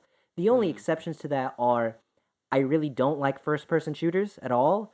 The only first person shooters I've ever enjoyed are Overwatch because there's just a special feeling to Overwatch, Yeah, yeah. and Borderlands, which I like for the story and how fun it is and things like that. Man, okay, if you're gonna bring up Borderlands, that's like one of my favorite stories in gaming, even though I know a lot of people are like, hey, that game's not for the story, it's for loot grab. But like, I feel like that game has a perfectly paced story. I mean, yeah, I feel like it's interestingly paced because there's also so much side content in that game that you kind of are like told to do, and that can either help the pacing because certain things happen slower or hurt the pacing because certain things happen way too slow. But ultimately, yeah, I would agree with you. I think that game has really good pacing, specifically Borderlands 2 over. Well, yeah, yeah, I'm not talking about Borderlands 1 and its Yeah, I've bland, never stale I've look. never played the Yeah, first one, and 3 is kind of meh. trash. Yeah, I get you. Like the other game that I really like. I understand people love these games. I'm not gonna trash on them, but any of the Soulsborne games, they're just Yeah. not my cup of tea. I love the style of Bloodborne. I feel like if I was gonna like any of them, Sekiro might be more my speed because it has more of a story. But ultimately, the idea of a game that is hard and you are kind of it's part of the gameplay that you die and restart and try again and its difficulty level, that's not really my speed. Yeah, I feel that. I don't really have the patience. Even though every couple months, I'll get this sudden urge to try to beat Dark Souls 3 or Bloodborne or even like, well, actually, no, I play Hollow Knight pretty consistently whenever I play it. But I'll get like the urge to play them and then I just sort of get bored, you know? It's like I'm just walking up to do the same encounter over and over again. And I get good, of course. Um, but You can being only you that can I'm only not good. hit your head against a brick wall so many times, yeah, before you start to get a concussion. I get you. Yeah. And I mean, like, ultimately, it's like since there's no story, it's like, what am I doing all this for? Like, what is the point? Oh, I I love the feel that. lore. I I'll feel that watch videos and heavily. videos over the lore. Yeah, right. Yeah, but it all it's like I don't I care. feel that heavily with Dark Souls 1. Dark Souls 2 makes a little more sense because they actually have like a setup, I guess, even though it's a worse game. But whenever it comes to Bloodborne, I love that game. That is such a good game. And there's a little bit of a story at the beginning, like, do this thing. But then I looked up all the lore afterwards and was like, yeah, I see where they're getting this information. And obviously, it was pieced together by the community, like, oh, I think this and I think this. And now there's like a general consensus we've all come to. This is probably what's being told. But yeah, I get what you're saying, but I think lore, like stuff that's not in the game, but stuff that's just alluded to, stuff that's in the past or possibly in the future if there's prophecy. I think that can carry a game as well. I'm a big fan of lore. I read up on a lot of Destiny's and even Warframe's lore, and I'm like, well written lore can carry a game. I think because even Destiny, I hate the stories of Destiny. Destiny's Destiny's gameplay is cool because Bungie's good with first person shooters. Yeah, they've learned. They've They've learned. learned their lesson. They're great, but that can only go so far because even though I'm a fan of first person shooters, I'm not so much a fan that's going to carry the whole game like one finger death punch. So the gameplay's not that great, and I like it, but there's nothing in the main stories. There's nothing in the Red War that I'm like, yeah, this is so compelling. There's nothing in Curse of Osiris. There's nothing in Warmind. Warmind. I mean, granted, they're all gone now. That all Yeah. got archived. You can't even play that shit. And the newer stories, I think, are better. But still, I mean, even the death of Cade, that whole story is kind of like, okay, big event happens, cool. Now do this laundry list, which is what the game is, I guess. Do this laundry list, check off these boxes, and now you can play the story. Good for you. Here's a new Well, I weapon. mean, then you had like Shadowkeep. So that Shadowkeep one. actually like built upon the lore, though. It's Oh, like, true, what true, are these yeah. diamonds? What are these triangles? I don't know, but I know they're the bad guy. Oh shit! Let me see. Oh, there's one of them. Like, cool, I guess. Like, man, I'm so glad I listened to all the Vati Vidya videos about Exactly, this. right, right. I'm so happy that Bife told me everything I needed to know about all the lore of this game before I played 1 second of it. Yeah, I feel you. I also like lore in a lot of things. It's just personally, I feel like I don't like it when the lore that you're supposed to figure out is just the only story and you're supposed to figure it out. I prefer when lore kind of enhances the experience. Like the lore in Elder Scrolls that you can figure out through reading books, or the lore in Fallout, or even as minor as it is, the lore in Borderlands about the vaults and how they were created and things like that. A lot of that can help enhance the story and can really do a lot of world building, but in something like the Soulsborne games, where you're just supposed to figure out the lore and there's not really much else beyond, oh, it'll tell you to do this. It's just not anything for me because then I have to figure it out for myself. I do find the lore of those games interesting. I know the lore of Bloodborne a bit better than I know the lore of Dark Souls. But ultimately I like playing it. Like, obviously when you play a game for the first time, I mean, I played Bloodborne around release and it was like, what is the point of any of this, cuz no one had figured it out yet. Right. So like it just on first playing it, it does feel kind of hollow at points. That's interesting. I don't know. I've always sort of remained a bit neutral to lore. Like the lore of Destiny, Dark Souls, Bloodborne.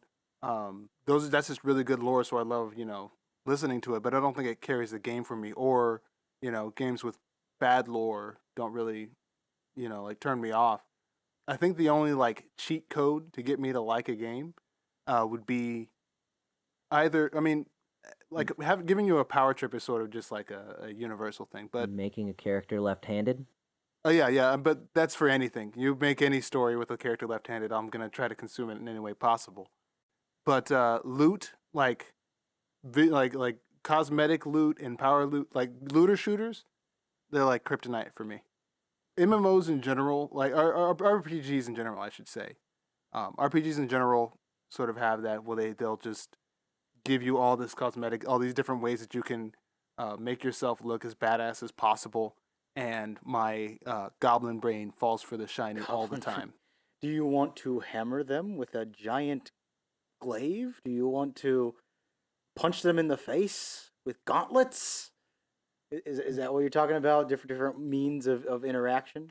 Well, no, no, I'm talking about loot. Like Just the it doesn't have numbers. to. I mean, of course, having different weapons and stuff is cool, but it's like, oh, do you want to stab this guy with a sword? Yeah, okay. Do you want to stab this guy with a cooler looking sword? I Yeah, I actually will. don't Wearing like that different stuff. clothes. Like I like the idea of weapons and stuff that have a reason. Like I do enjoy the unique weapons in the Fallout games and in the Elder You Scrolls mean games. you Borderlands. mean Fallout 3 and New Vegas, cuz those don't exist in 4 anymore. Well, I have a mod that makes them exist in Okay, we 4. don't talk about mods, okay? The mod is not the actual game. That is people, making the game better. I hear you, but yeah. So I enjoy that a lot. Where it's like, okay, yeah, there is the assault rifle, and everyone has the assault rifle. Cool, awesome. But then there's the special assault rifle that got to space somehow and now does five points more damage. Cool. I like that, and there's a lore for it. There's a reason. I mean, lore is probably my kryptonite if we're talking about that. Well written stuff, at least. And so I hate the stuff that's just like, hey, here's another sword that looks cooler, like the way you worded it. Well, I I mean, hate that shit. It's like, why use this sword? of course, in terms of It's progression, the same combat stances, it's the same damage, it's the it's gonna same have everything. higher damage just in terms of progression with games. but my main thing is the fact that I get a new cosmetic weapon. Like I would prefer getting loot at higher levels than like character leveling. Really? Yeah, like give me cool ass loot. I think character leveling Like is cool because Destiny? they give you new ways to interact with the game. Like I was saying, Yeah. I mean, yeah, but if here's you look some at new skill points, and use the skill points to now you can summon lava or some stupid shit like that. I mean, yeah, but also I'm now trying to think of any game that you can summon lava in, and I can't think of one. we're gonna make it. We're gonna Maybe make that game. maybe Dragon Age. I haven't played enough of them to know if that's a thing in Dragon Age or not.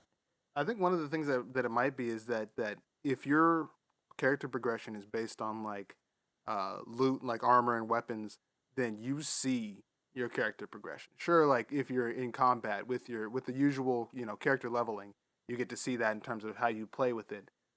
But if that's and of course, like if the loot that you're getting also gives you new tools you can use as well, like you get a lava summoning staff, then it just gives you more of this like the physical embodiment of the progress that you're making. I just, as soon as you said lava summoning staff, the Wabbajack is the I perfect. did envision the Wabbajack just that is waving the over. perfect one, where it's just like, I don't know what's gonna happen, but I'm sure it's gonna be cool. It'd be your best to turn back now, buddy. Yeah, Why? right. I have no idea. I have no idea. This is either gonna help you or really, really hurt you. Yeah, that sounds about right. Yeah, I enjoy that sort of stuff. Like here's the thing.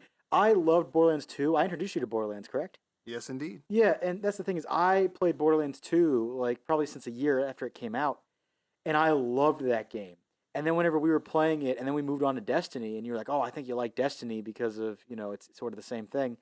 I hated Destiny so much because I couldn't get into the story. I didn't know the lore at the time. Right. And I was like, all it is a loot grind. And you're like, yeah, that's what Borderlands is. And I'm like, no, no. Borderlands is so much more. Borderlands 2 has the story, has the characters, it has the leveling up of the character where now I can do this and now I can do this. Now I can summon lava. That would have been a cool ability. Who would have it? Maya. Maybe? I feel like that's more of a Lilith thing. Oh yeah. Honestly, it probably would have been. However, Lilith was in the first one. We don't talk about the first one. I mean, the first one is better than the He third just one. said we don't talk about it. The first one didn't exist. Borderlands 2 is the first Borderlands. Okay. Borderlands 2, the first. No. I actually thought years ago, whenever I first heard about Fallout 3, I thought it was the first Fallout because to my Do you not know how numbers work? No. Let me describe it to you. So to my dumb brain, this was what I was in middle school. I was about to be in high school, I think. You can't see him, but Matt is laughing his ass off I'm there. I'm sure. The thing is that whenever I was in middle school and I had heard about Fallout 3 and I got Fallout 3, my parents bought it for me even though, they probably shouldn't have.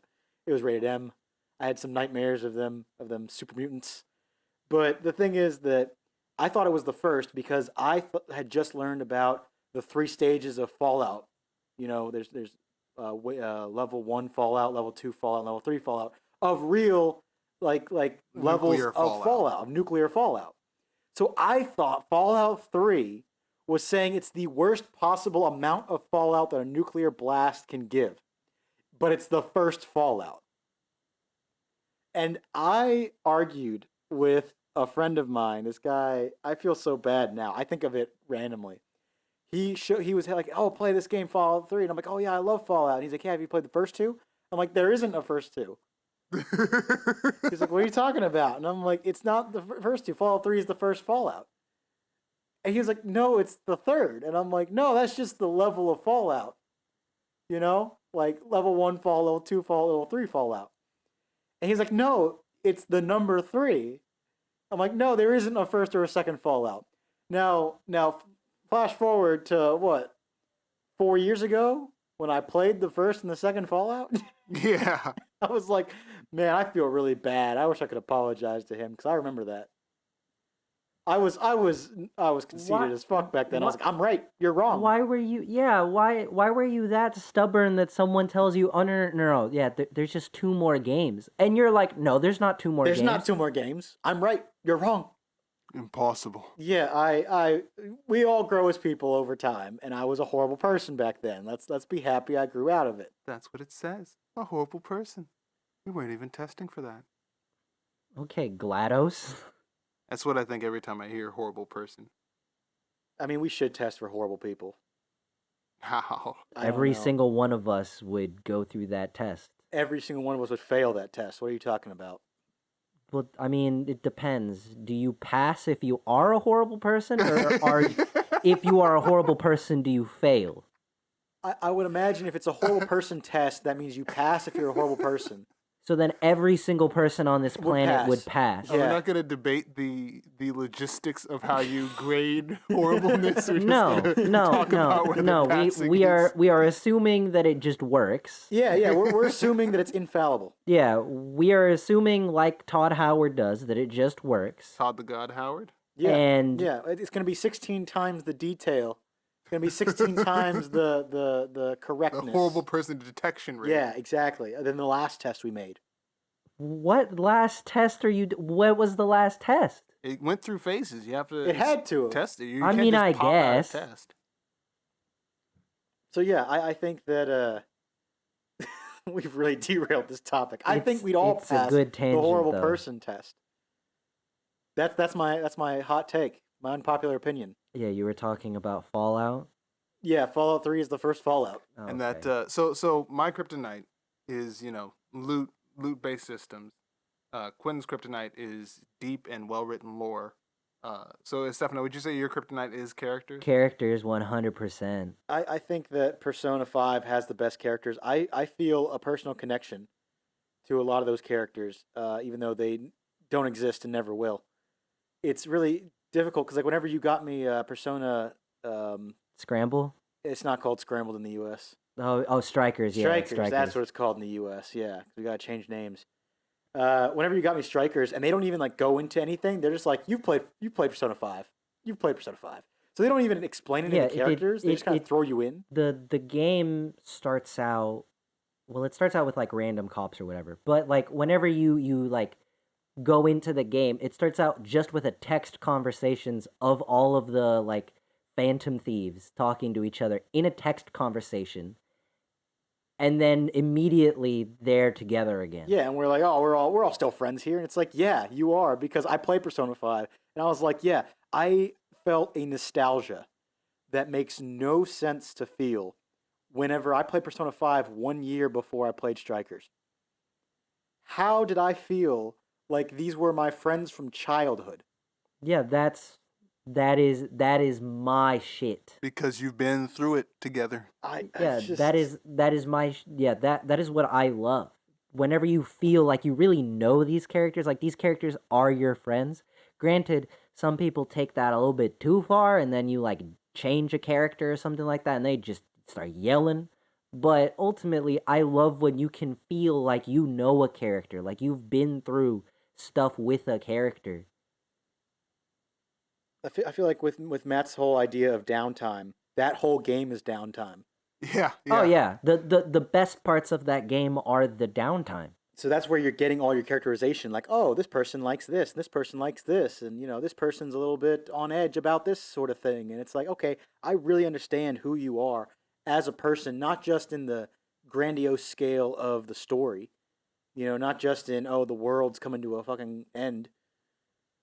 Not even just that, but oh, you prefer salt on your onion rings? Cool. Yeah. Like just small little things. You that are want to just hang like- out after class? Yeah, exactly. Like I love that. I feel like for all of the criticism it's been given because of the state it was released in and that sort of stuff, I feel like Cyberpunk did a really good job of balancing that downtime. There are entire missions in that game that are, oh, we're just gonna go diving and look at some old houses that are beneath the water. Yeah. Oh, we're just going to get to know some characters who are part of this random group.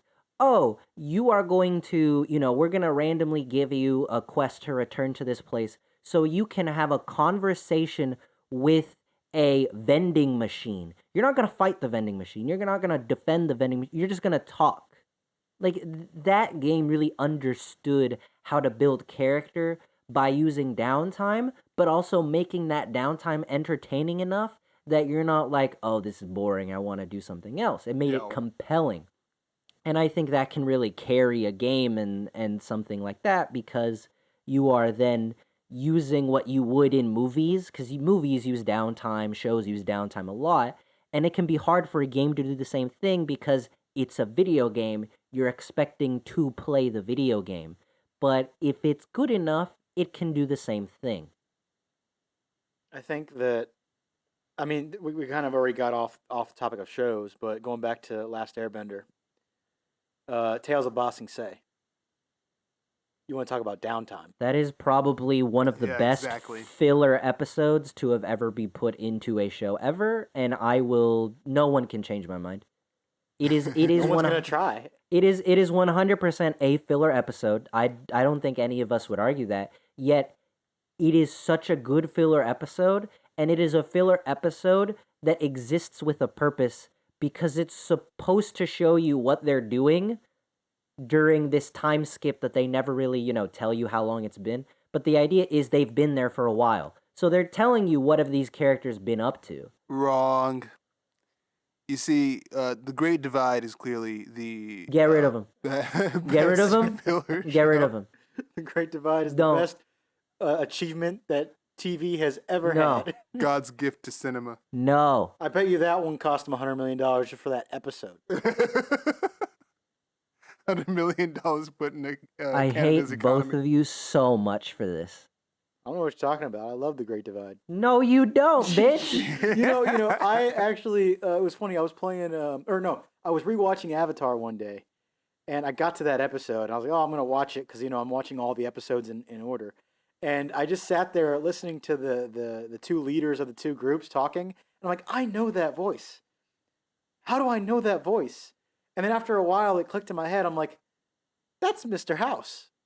Yeah, it is. And I looked it up, and I was right. And I was like, that's amazing. I mean, not the highlight of his career to play this old dude in this one episode that no one likes, but he was Mr. House. Yeah, there's a lot of side characters in Last Airbender that are voiced by like celebrities and stuff like that. It was pretty cool. I feel like we can go to talk about books and how they handle a lot of this stuff, because I feel like books also handle storytelling, but in a very different way because it loses that visual element. And I feel like it's interesting how they manage to survive and thrive without a visual element. And I mean, comic books do something similar in that, sure, they have a visual element, but they're not moving. They're like very static. So it's like you don't see a character talking. You can't hear that character's voice. You don't know the inflection or anything beyond like punctuation, I guess. Yeah, like, oh, are they angry? I can tell. But I feel like it's very interesting because books need to do so much more and have to carry so much more in order to work, because they need you to be able to envision the environment, envision the characters. I think that goes a bit too far sometimes, though, because like I'm currently reading Atlas Shrugged, which I know, yeah, awful. Your applause are much appreciated. The thing is, I don't think that the story, because it is a story. I realized whenever I told you I was reading it before this podcast, you didn't realize it was a story. You thought it was just, here's philosophy. Yeah, I thought it was just like a philosophy book or some like biography, like Mein Kampf or whatever. No, it is a story being told, a narrative. And the thing that gets me is I don't think the narrative's all that bad. It's like, hey, here's a dude doing a thing. Okay, cool. I don't think that it's awfully written. Or at least not awfully paced in the sense of the actions happening. My biggest problem is that everything is described in painstaking detail. Oh no, there is no flow to that book at all. To be a bit more controversial, but bring up a book that I think is less, despised than Ayn Rand. Why Tolkien Why must you describe a door for 3 pages? Why must That's you what do I'm it? saying. That's what I'm saying is like whenever it comes to describing something, I feel like pacing is a big problem with books because you want something to be going on for about as long as you know you're reading it. So if a situation is supposed to take a minute and nothing's going to happen in that minute, you can describe how the character feels and write roughly as much words it's going to take someone to read in a minute. You know how like in movies, whenever a bomb's going to go off and there's like, you know, a timer Yeah. and the scenes are actually like synced up to the timer or they're kind of close, so even though it's not exact, it's kind of like all this stuff is happening in about a minute and a half. As opposed to ones where it shows like 30 seconds and then 30 5 minutes of fucking content times. happens. Yeah, yeah. Yeah, an hour goes by and it's still at 30 seconds and it's like that doesn't make any sense. I feel like that's how it should be in books. Because there is a part in the book I'm reading right now that it's supposed to be a conversation happening to some people and there's some thoughts going in this dude's head while the conversation's happening. And the conversation, like they ask him a question and he's sitting there thinking for 3 pages and then he answers. And I'm like, if you were sitting there thinking enough words in your head for 3 pages of book, of the book, that's a bit too much thinking before you answer a question. And the other person should probably be looking at you weird, right? The other person should probably be like, what's going through your mind right now, man? Brain on some. Yeah, right. Yeah. I feel like that's just odd. Pacing in a book, I think, is probably a lot harder because every single interaction is timed that way. You know socially through being alive for as long as you have how long it should probably take to answer a question. So if someone asks you a question and then you write a chapter on what you're thinking before you answer it, that's a problem. And if you're going to do that every single time a question is asked, the pacing of the book falls apart. Even if the actions in the book are not bad, the story's not terrible, that destroys your pacing, I think. Yeah, and I feel like that can also really like put a damper on if you even want to keep reading at all. Because I mean, like I will eventually finish the Lord of the Rings series. I finished Hobbit relatively quickly because Hobbit is devoid of a lot of that wordiness that exists in the other books. But you just try to get through the first few chapters of Fellowship, and it is so much and so many words that do not actually exist that he just made up to describe things, and they make sense because you get what he's trying to go for, but it can be very difficult and make you kind of frustrated because you're like, can you just get to the point where they get to the place? I don't need to know what every individual tree looks like, my guy. Yeah, for me, that's my main turn off for books in general, and why I don't read a lot is because my level of tolerance for exposition is so incredibly low. Like a book will start describing to me what the day looks like, not even extensively, and already my brain has already drifted off, and I have to read the same page 5 times over to have actually gathered what was Comprehended. being said. Which is Yeah. why I love like poems and my favorite book is Grendel because a lot of it is very symbolic as opposed to explicit details. I can read poems all day because it's not telling me what things look like. It's telling a story It's through making you description. feel what they look like. Yeah, it's making you feel like Batman. No, I think that there are definitely books that are just like here's the action, and not even action is in like you know Fast and Furious, you know, but like here's the things going on, all the verbs rather than all the nouns, you know. Yeah, yeah. And so I think that there definitely is books like that. What you're looking for. What I'm currently reading is not one of them. I would not recommend Atlas Shrugged unless you're trying to read it because of the philosophical context. And even then, Hmm. But I do feel like that is the advantage that things like manga, comic books, graphic novels have. They have that advantage of they Definitely. don't need to tell you what things look like because you can see with your eyes what things look like. Yet it also does have a lot of the same issues of, oh, what does this really look like? Like what does a fight scene look like when you're just looking at still images of what that fight scene was. Things like that definitely are heard a lot. Though obviously there are a lot of mangas that are fight mangas, and most of Yeah. them eventually get adapted into anime because people want to see what those fights look like. But I feel like manga has kind of properly captured how to show fight scenes. Yeah, I mean, there's an art to depicting motion in still images, and it's sort of for some manga it can get very confusing. If you have too many things going on. But I think that's where simplicity sort of really takes over as the biggest indicator. There's some manga legit where you'll have an entire shot of like a huge explosion or a huge move being used, and there will legit just be like an arrow pointing at labeling where the character is. And it's like, sure, that sounds goofy out of context, but it doesn't take away from the experience because it sort of grounds you in the orientation of what's happening. Well, that's a big problem that a lot of even shows and movies with fighting. Like I watch Jill Barrett on YouTube quite a bit, Yeah. and she's a stunt performer, I guess, for like fencing. Yeah. And one big thing she brings up almost all the time is that your audience can't be like thrown off. You have to know the layout of the room. You have to know where the characters are at all times. And that's why a lot of jump cuts are really bad for fight scenes, because whenever it comes to jumping around different angles of the fight, you lose orientation of your characters. And that makes sense if Right. the character that you're supposed to be following is supposed to be disoriented. But if they're not, which a lot of times in a fight they're not, they're just in a skirmish, then it makes no sense and it is really jarring. So yeah, I don't read manga, but I guess yeah, if they're gonna put a label that says this is the direction the guy is in, then yeah, that might be better for cohesion.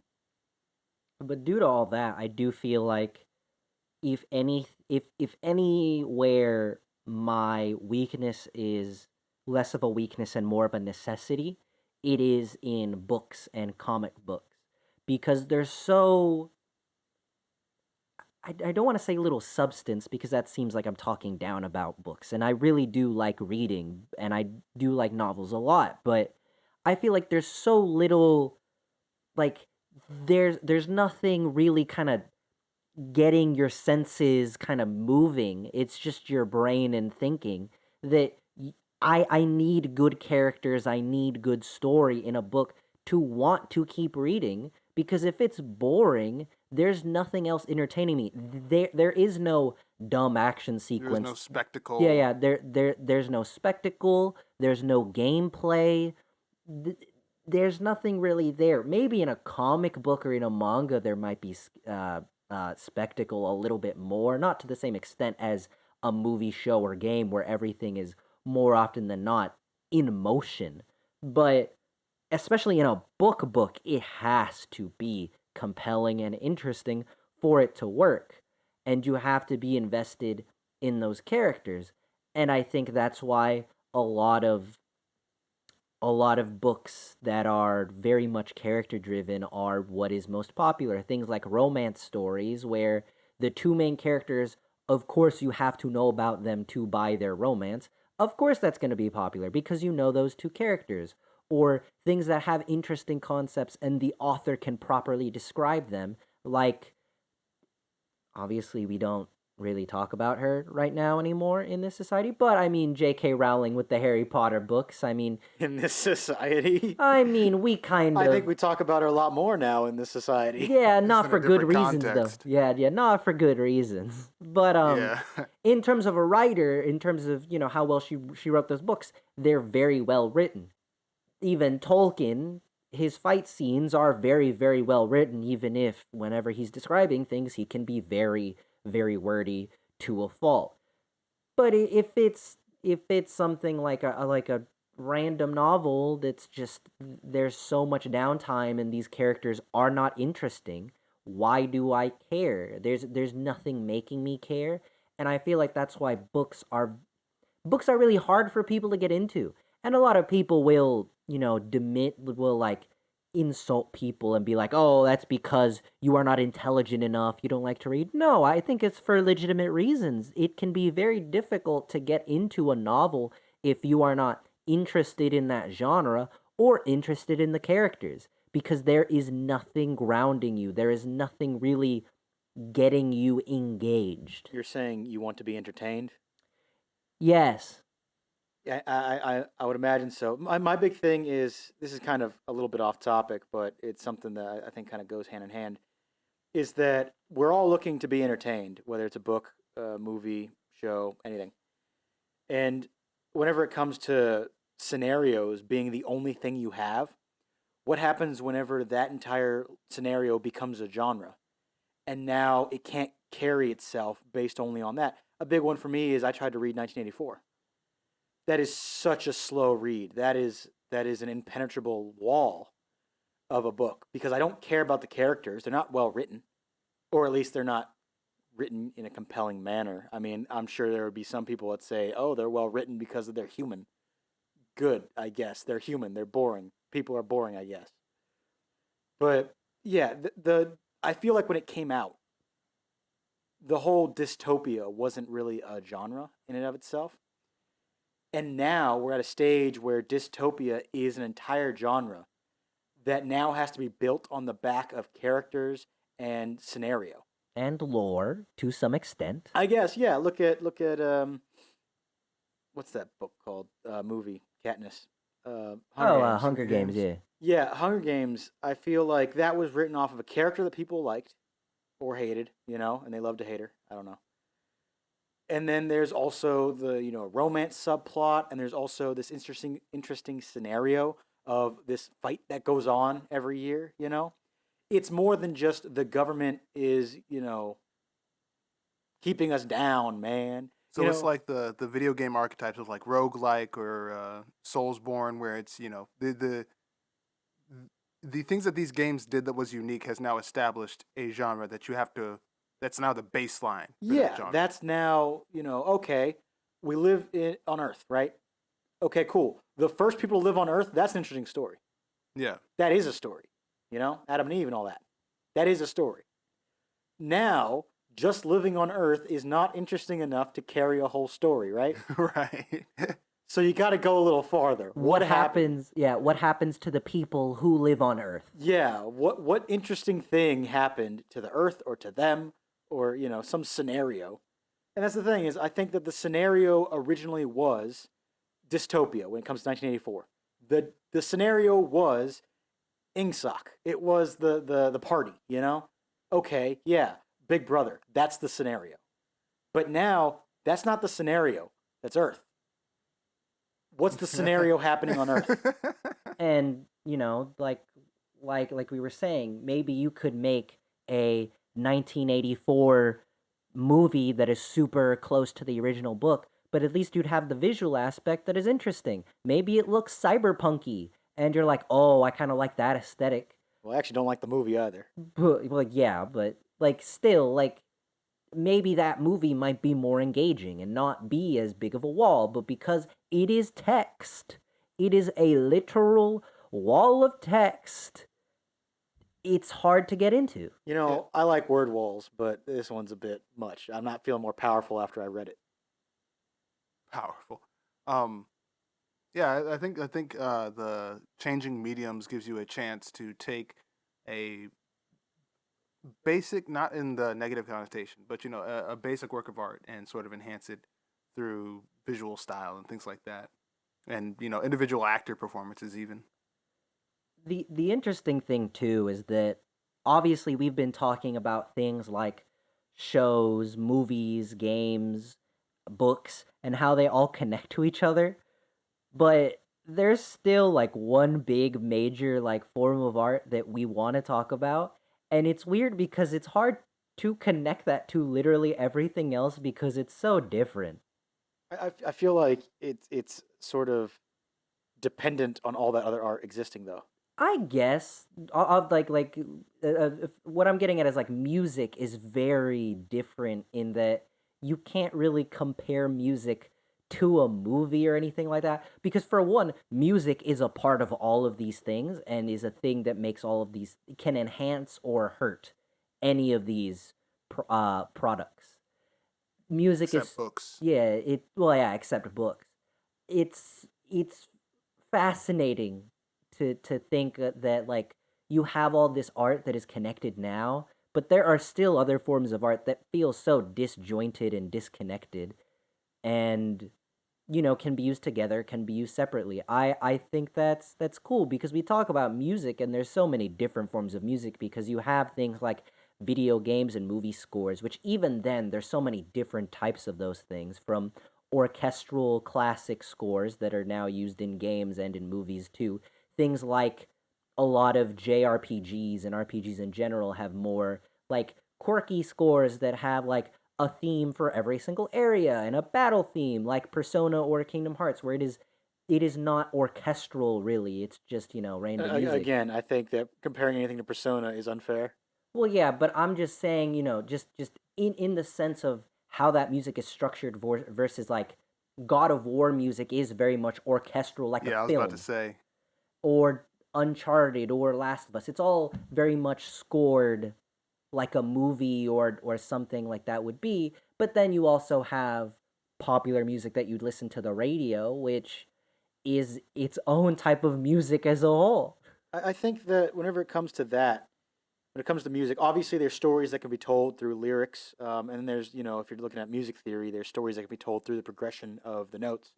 However, I think on an individual basis, you, me, the layman, I think that it's more so the emotional feel. Like I mean, kind of going to what we're supposed to be talking about. Your preference. What are you looking for when it comes to music? For me, I like music that makes me feel good. I don't really have anything sad on my playlist. I have almost everything that's happy, upbeat. Not like ska, but more so, trying to say, yeah, life sucks sometimes, but you get through it, I guess. It's interesting. I don't know. I guess I feel kind of the same way. I don't really know what my I listen to just about anything, but I always find a song to focus on, and that's like my song for the next 2 or 3 weeks that I just play on repeat and add that to the playlist. Um, I don't know. I like a lot of bedroom pop. Like I love chill music that I can just sort of vibe to. Um, and then of course you have like funk, which forces your body to move. Uh, As if you need something to force your body to move. You're constantly dancing and vibing to literally everything. yeah, but funk puts that on autopilot. I mean, I guess. I'm not even talking about favorite genres so much because I listen to everything too. I have hip hop, rap, metal, rock. I have jazz on my playlist. I have You everything. like jazz? Do you like jazz? Yeah, and so that's the thing. Is like I'm not even talking about genres in that sense. I'm more so talking about what are you looking for. Like I prefer upbeat, no matter what it is. I like upbeat rock. Although I love Stairway to Heaven, I ain't putting that on my playlist. That is way too slow. But I'll put almost everything by AC/DC is fucking great. I have Chuck Berry on my playlist because everything that he makes is upbeat. Yeah, yeah. In that case, I mean, I'd say as long as I can either dance to it or sing to it, it can go on. I have honestly everything on my playlist just because I like obviously sometimes I'm gonna have a mood where sometimes I'm gonna want something more poppy, something that I can dance to, and in which case I'll just skip whatever songs come on that are not, fitting to that mood. But sometimes if I'm just vibing to music, like I'm just playing a video game and listening to music because I'm like grinding in some game, or I like forgot to save, so I have to get back to some point in a game and I don't want to listen to whatever's going on. I'll just listen to whatever, and no matter if it's a sad song, upbeat song, slow song, it'll fit. I don't really have preferences in that sense. I am very much like you, Matt, though, in which case I will latch onto a song or sometimes onto an album for a week, maybe 2 weeks, and just listen to that nonstop. Um, Ever since you introduced me to it, Industry Baby has been what I've Yeah. listened to all the time because that beat is so good though. But yeah, I feel like happy sad songs aren't really something that really matters to me as long as it's just a good song that I enjoy listening to. I feel like music is really weird for me because I really do like everything a bit more than I feel like a lot of people do. Like obviously I have like a few things that I'm picky about. I'm a bit pickier about country music. That's not really my style. I feel like a lot of people say that though. I feel like country is the most hit or miss genre I guess you of never miss, huh? music. Besides maybe rap, I don't know. I think that a lot more people listen to country than like reggae. I mean, yeah, maybe. but no one's like, ugh, reggae. Okay, There are okay, good several point, people good who are point, good like, point. Yeah, like but I do feel like Actually, Matt, I'll be like, reggae. don't you're now don't. take that position. You Yeah. Are those Caribbean drums? Ugh. Okay, now we're gonna fight, okay? No, I think yeah, like when I say I listen to everything, that means like there's no genre that I won't listen to. I am pretty picky with my music though, in a lot of weird ways. Like I'll listen to one song, and I think it's kind of dependent on which song I'm hyperfixating on for the week. Because if I listen to like another song sort of in the same genre, it's like that's not it. That's not the song. That's what will happen when I try to listen to like if I'm really obsessed with one song that's a part of an album, and I go to listen to the album, I'm looking for more of that song, and that's not what you get. You get a bunch of different songs by the same artist, maybe even the same genre, but they're not that specific songs. So my brain's just like, nah, I don't like it. I tend to look for lyrics. Like I'm really big into the meaning of lyrics. I'm a big fan of Run the Jewels, especially their newest album, RTJ4, because there are some lyrics in there that's just like, oh damn, like they have good production as well, you know. Yeah. But I'm more so looking for the words, and especially when it comes to rap rhymes. I mean that I sound like a plebeian, but I like the rhymes, bro. I am the lyricist. If they got bars, they got bars. I feel like I'm in a similar boat to you. I feel like sometimes just like the feel of a song can be really good. Like Shut Up and Dance with Me is a good song to just listen to and dance to, and it's fun. It's nothing too What special story are they trying to lyrically. tell you with that song, though? This the same thing. It's Yeah, just right. he meets a girl, she's like, screw it, we just go and dance, and then they dance, and it's just fun. Um, but then sometimes you'll have a song that isn't like super like I'm not vibing with it as much. Like even if it's a sad song can still be like have a good beat to it or something. Like I'm a big fan of AJR, and in AJR's newest album, they have a song called My Play, which the entire song is effectively about dealing with two parents that are divorced is what the song is about. It's something that the three brothers in AJR dealt with. And the lyrics of that song carry it hard for me. And I'm not saying that the song isn't good to listen to. I like the chorus a lot. But you're here for the lyrics. Yeah, but the lyrics are really, really good. Like The story being told, yeah. yeah, I really, really enjoy that. And there's certain things that they say that are supposed to be like what someone would say in that position. Like one of the lyrics is, "If love dies, then why fucking bother?" You know, it's the thought process someone might think of. And it's such a good lyric, and you really get the feel of what they're trying to go for in that song. So I do feel like lyrics can also carry a song to some extent. Obviously, if that song sounded like absolute trash, I wouldn't like it. Right. But I think it's a very middle of the road song by itself. The lyrics just heighten it to that next level. Sometimes you can have a really, really good song, like I think Karma, which is from Neo Theater, is a really, really good song to dance to and jam to, and the lyrics only escalate that. But sometimes you can have something that's more middle of the road and then be, driven up a peg as well. Yeah, I feel like I tend to go for lyrics more than anything else. But the problem with that is that you know the whole thing where it's like getting your friend's car and it's like, hey, here's the aux cord. I mean, nowadays it's yeah, here's the Bluetooth password, I guess. But you start to put on music, and you're like, oh, I have to explain this Yeah. because Uh, you're not gonna get it because it's the lyrics that I'm like, you know, it's telling a story. There's a message. There's whatever, you know. I feel that way. I had that experience a while back with J Cole's GOMD. Because a friend of mine was in the car listening to it with me, and they don't really listen to music that often. And if you heard that song, it sounds like just a basic rap song, Yeah, I get bitches. I got money. Yeah. But then I was like, okay, hold on, I have to. Well, that one is kind of easy because all you have to do is show them the music video, and it's like, oh, there's more to this. There is depth.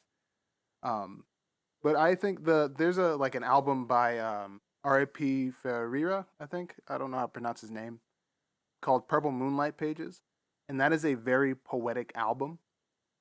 Some of the songs, their beat just will sometimes be like off, or not off in the sense of like they messed up, but like it's difficult to keep up with sometimes.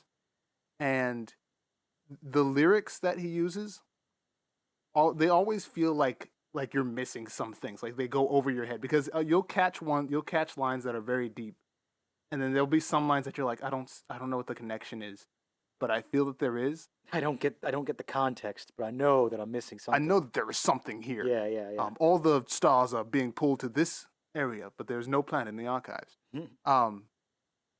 And that album in particular, like, just will have me just mesmerized for a while. Yeah, I feel that. I get that. I've listened to the album. At least the parts the songs you've shown me. I don't really vibe with it, Yeah. but also, there's songs I listen to that you're like, yeah, I don't get it. So But I mean, that's just up to taste at that point. yeah, I don't even think a that lot it's of People have been only killed for taste. creative differences. I think it could also be what I need right now is not what you need right now. That sort of thing. Oh, that is also True. true. Yeah, Yeah. yeah. It's like there are certain songs that are like this speaks to me in a way that I can't even describe. There's songs. They're on a lot of music on YouTube. There's people who will put in the comments section. This song got me through a hard time. This song saved my life. That sort of thing. And it's like I'm not gonna be so depressive, I guess. But I will say there are songs that are like this really spoke to me and this really got me through some stuff. Yeah. And Yeah. so I think that no one else is going to have that feeling with a song that you do when it comes to that level of emotion you're feeling. And that goes for any form of art, honestly. There are movies that people relate that to. There are shows, games. I was gonna say I kind of feel that way about Bo Burnham's Inside. Oh, God. Everybody feels that way about Bo Burnham's Inside. I I Not feel the like same everyone exact way, but I think everyone would describe it in that way.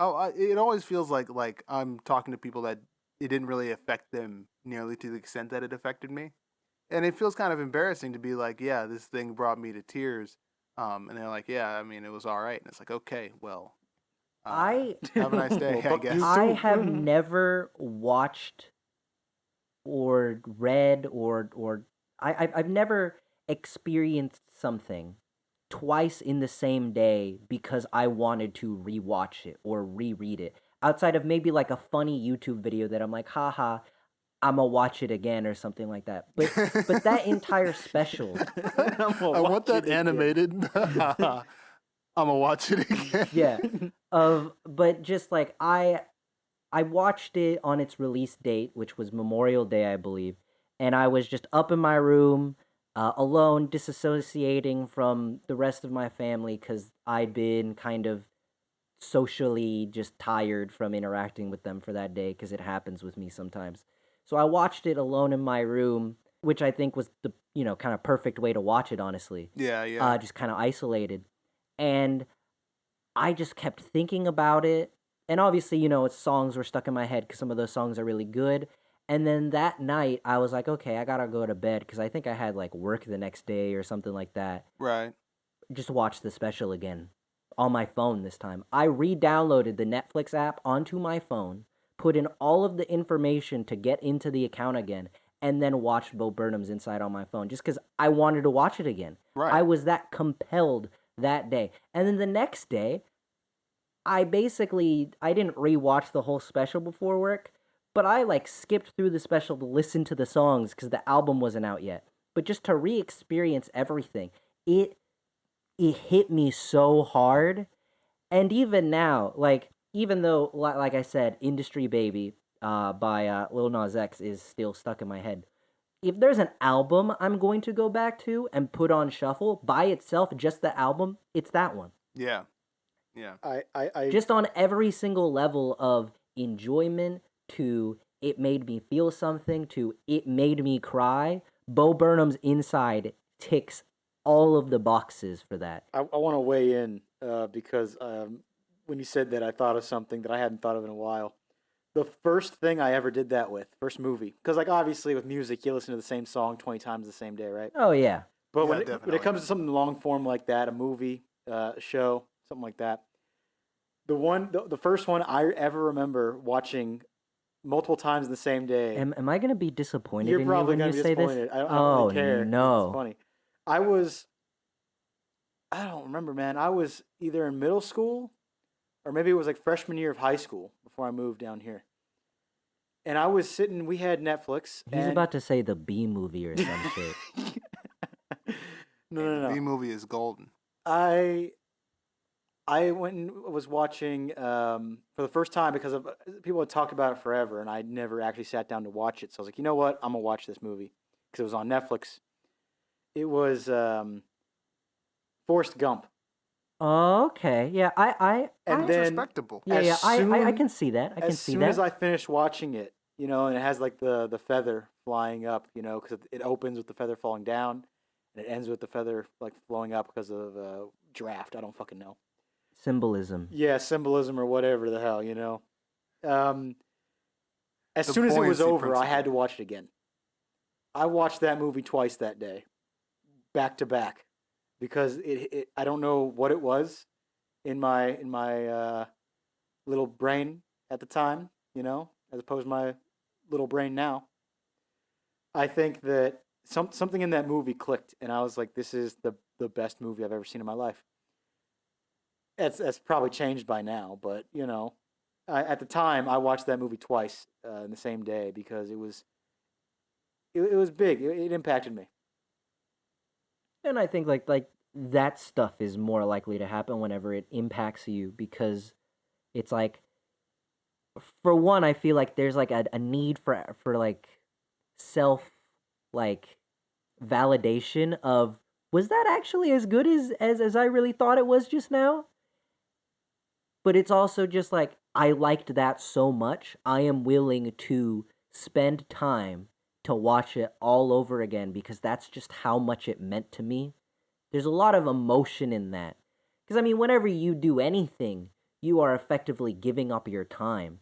But whenever you give up your time to redo something, like rewatch a movie, replay a game, that Yeah. really shows how much you care about that thing because you are willing to sacrifice that time you could spend on doing something new or something productive or whatever it may be.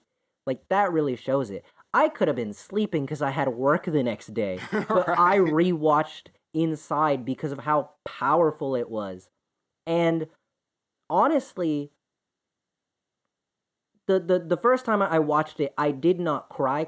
I was like brought to that moment where you have tears in your eyes, but the tears did not fall.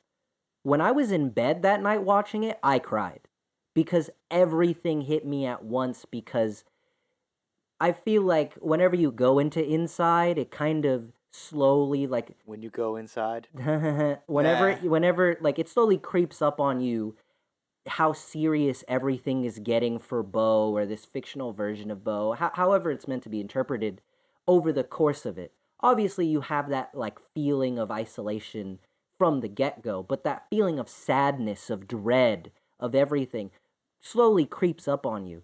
Versus the second time I watched it, I realized just how powerful it was and where it was, and everything hit just hit even harder.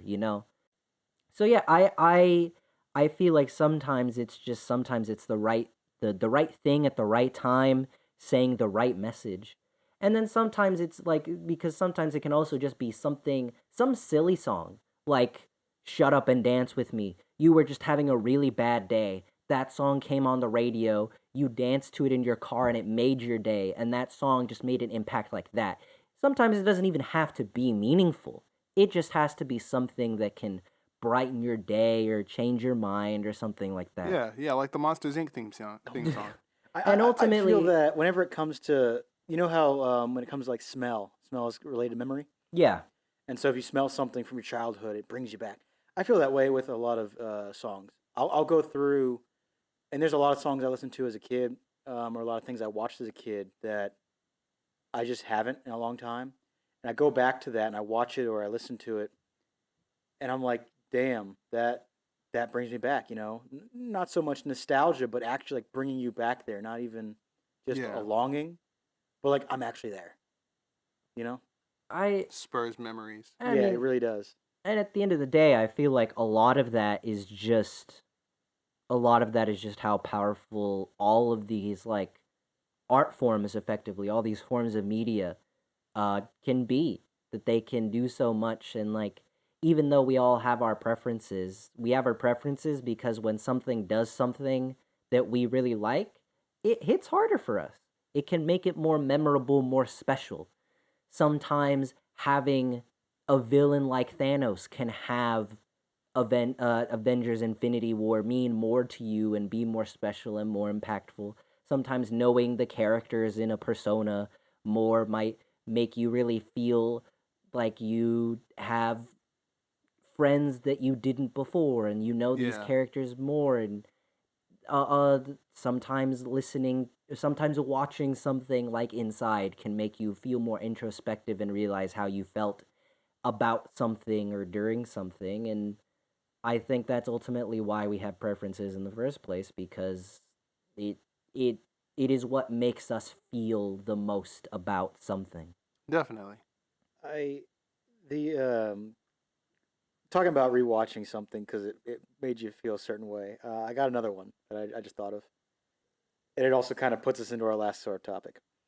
So I realize that we're here talking about movies, books, shows, music now, but one big thing that I think everybody has more relation with nowadays than all of those probably put together is YouTube. I think that streaming services like that, even if you don't want to just say YouTube, even though that's the big one, right? I think that's probably where people get most of their entertainment nowadays. At least for me, I watch YouTube more than I play video games. Right. YouTube, Twitch, all Yeah. of that stuff. So I think that a big one for me was that I watched over and over again was Nakey Jakey did a video on Red Dead 2, and it's like an hour long. And the thing is, Yeah. I rewatched that 5 times, not on the same day, but I rewatched that like 5 times since then. Even though I got all the information, I know what he's gonna say. It's Yeah. the feeling, like how much care he has. It's his emotion, not my own so much. I like Red Dead 2, not that much, but like it's really like I feel how genuine this person is. When it comes to how they're speaking. Even if it's all an act that he puts on for the camera, the feeling he has for the game at least is straight. Yeah.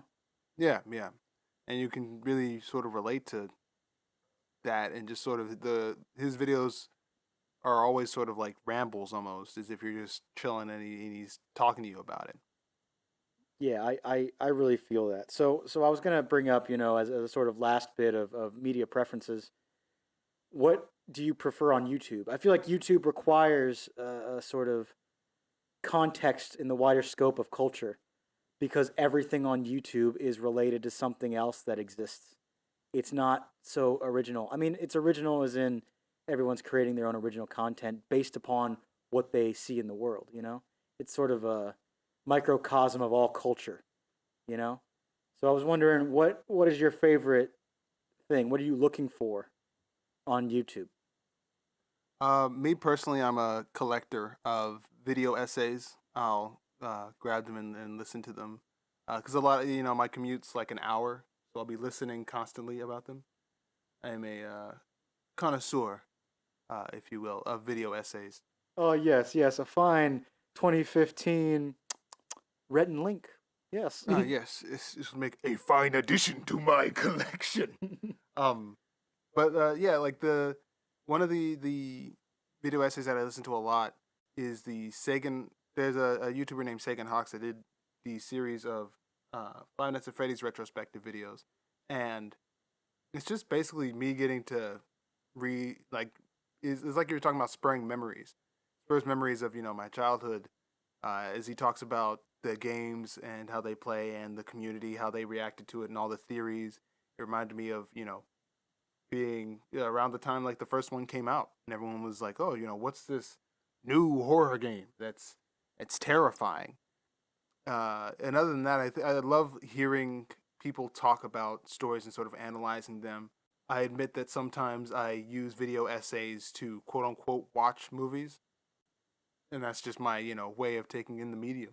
I do that with a bunch of review channels. So I don't really watch a bunch of review channels, but the ones I do are usually things that I'm like, oh, that sounds interesting. Like I never watched The Queen's Gambit, but I watched Amanda the Jedi talk about The Queen's Gambit. So I practically watched The Queen's Gambit, right? Right. The Meat Hooks or Meat, I forget the name of the YouTube channel. The Kill Count YouTube channel with James A. Janice. He sort of goes through horror games and not horror games, horror movies, and counts all the people that die in it, and that with his commentary, it's enjoyable to watch. I wanna laugh at that and say that okay, yeah, so the dying is the only part of the movie. Like that's the only part you need to know. And then I'm like, well, it's horror movies, so I guess yeah, it really is the only part you need to know. Who died and when? And he gives you And how. context, which the context of people dying for a horror movie is the movie. Yeah, I feel like that's the whole movie. Like it's not the destination, but the journey. Your Yeah. journey there is everyone who died and how. Yeah. But yeah, these people died in this spooky house. Well, what's the context? What happened? It's like, well, you're gonna have to watch the movie because No, I that's just gotta watch this video. It shows me that Jason came over and stabbed this guy in the chest, dropped an one anvil dead. on this other dude. Yeah. What about you, Estefano? I don't know. I feel like I'm really weird because I love such a high variety of videos, from video essays to people just playing games. Nowadays, it's more so VTubers than anything, just because that's what's on the rise right now. So that's a lot of the new creators are doing that, and I'm tired of the older creators. Like I don't really watch Markiplier or Jacksepticeye for their video game content anymore. I watch their other content, like they're more talking about their life stuff, because that's more interesting to me. Because I mean, that I've seen them overreact to everything at this point. So, but yeah, so it varies. I also like Drawfee is a channel that I really like, which is just these four friends have a different like concept every episode, and they draw something based off of that concept. Sometimes I think one of their most recent episodes was they have a fictional location and they draw like a like travel poster for that location. Hmm. And it's like it's a different thing every time. Sometimes they do like sequel episodes, so like, oh, you guys liked this, so we're gonna do it again. Oh my God, they should do that with all locations from Sly Cooper. That'd be funny. Oh man, greetings from Mesa City. Like it varies a lot. It's just what I'm feeling, up for. But usually, more often than not, it's either something positive, like something fun, Yeah, yeah. or something being more analytical, like a video essay. I just realized one type of video that's really a part of my nightly routine is ASMR videos. I don't know if either of you are That is raised in not something ASMR. I'm looking for. No, that Ah. that's not. I'm not really interested in that either, bro. That's kind of creepy. I don't know It's about kinda creepy. creepy. I wouldn't say creepy. The ones that you've posted on Discord in the I past, didn't even realize I posted some. there were a few that I'm just like, You posted some, but You're that was listening like to this. last year. yeah, it was a while ago, but they're all like insane. Like this is That's Ephemeral Rift. I just snapped in the mic. That's Ephemeral Rift. Who I'm posting those specifically for a friend of ours who asks me to send him crazy all the ASMR crazy videos because Ephemeral Rift is fucking insane. Yeah, there's one And- that's like death talking to you on your deathbed or something Yeah, like that. there's one like, summoning Satan to relax. There's Yeah. he has an entire like, oh Quentin, you love the lore he has. He has it's about this place called Arkham Asylum, not Arkham Asylum, Arkham Sanatorium. I was gonna say Arkham Um, Asylum is he yeah, I sponsored always by think of that. DC? But it's named after like the the Lovecraftian Arkham. Yeah. And it's just there's a continuous story happening through a certain line of his videos. Not all of his videos are connected to it, but one ASMR artist that I would heavily recommend just checking out, like even if you don't like watching ASMR videos, just check out a video of hers because her name is Goodnight Moon, and I she think will like you've posted one of these as well. she will have like backgrounds like set up with props and stuff. The makeup and everything that she does is just top notch. It's insane how much detail she puts into these. She also has an entire a lot of the ASM artists that I watch have an entire like world or storyline through some of their videos. Yeah, the funny thing is that a lot of ASMR stuff that's similar to that makes me laugh because they've effectively regressed into an older art form because what they've started doing is just an ASMR hybrid of traditional ASMR and a radio play is what they're doing basically. Yeah, pretty much. That's pretty solid. I haven't thought of that. That's a good connection you've made there. Yeah, I'm gonna say that that's probably accurate. Yeah. Speaking of which, I've just started picking up the podcast Magnum Archives. I don't know if either of y'all have heard of that one You've either. talked about it before.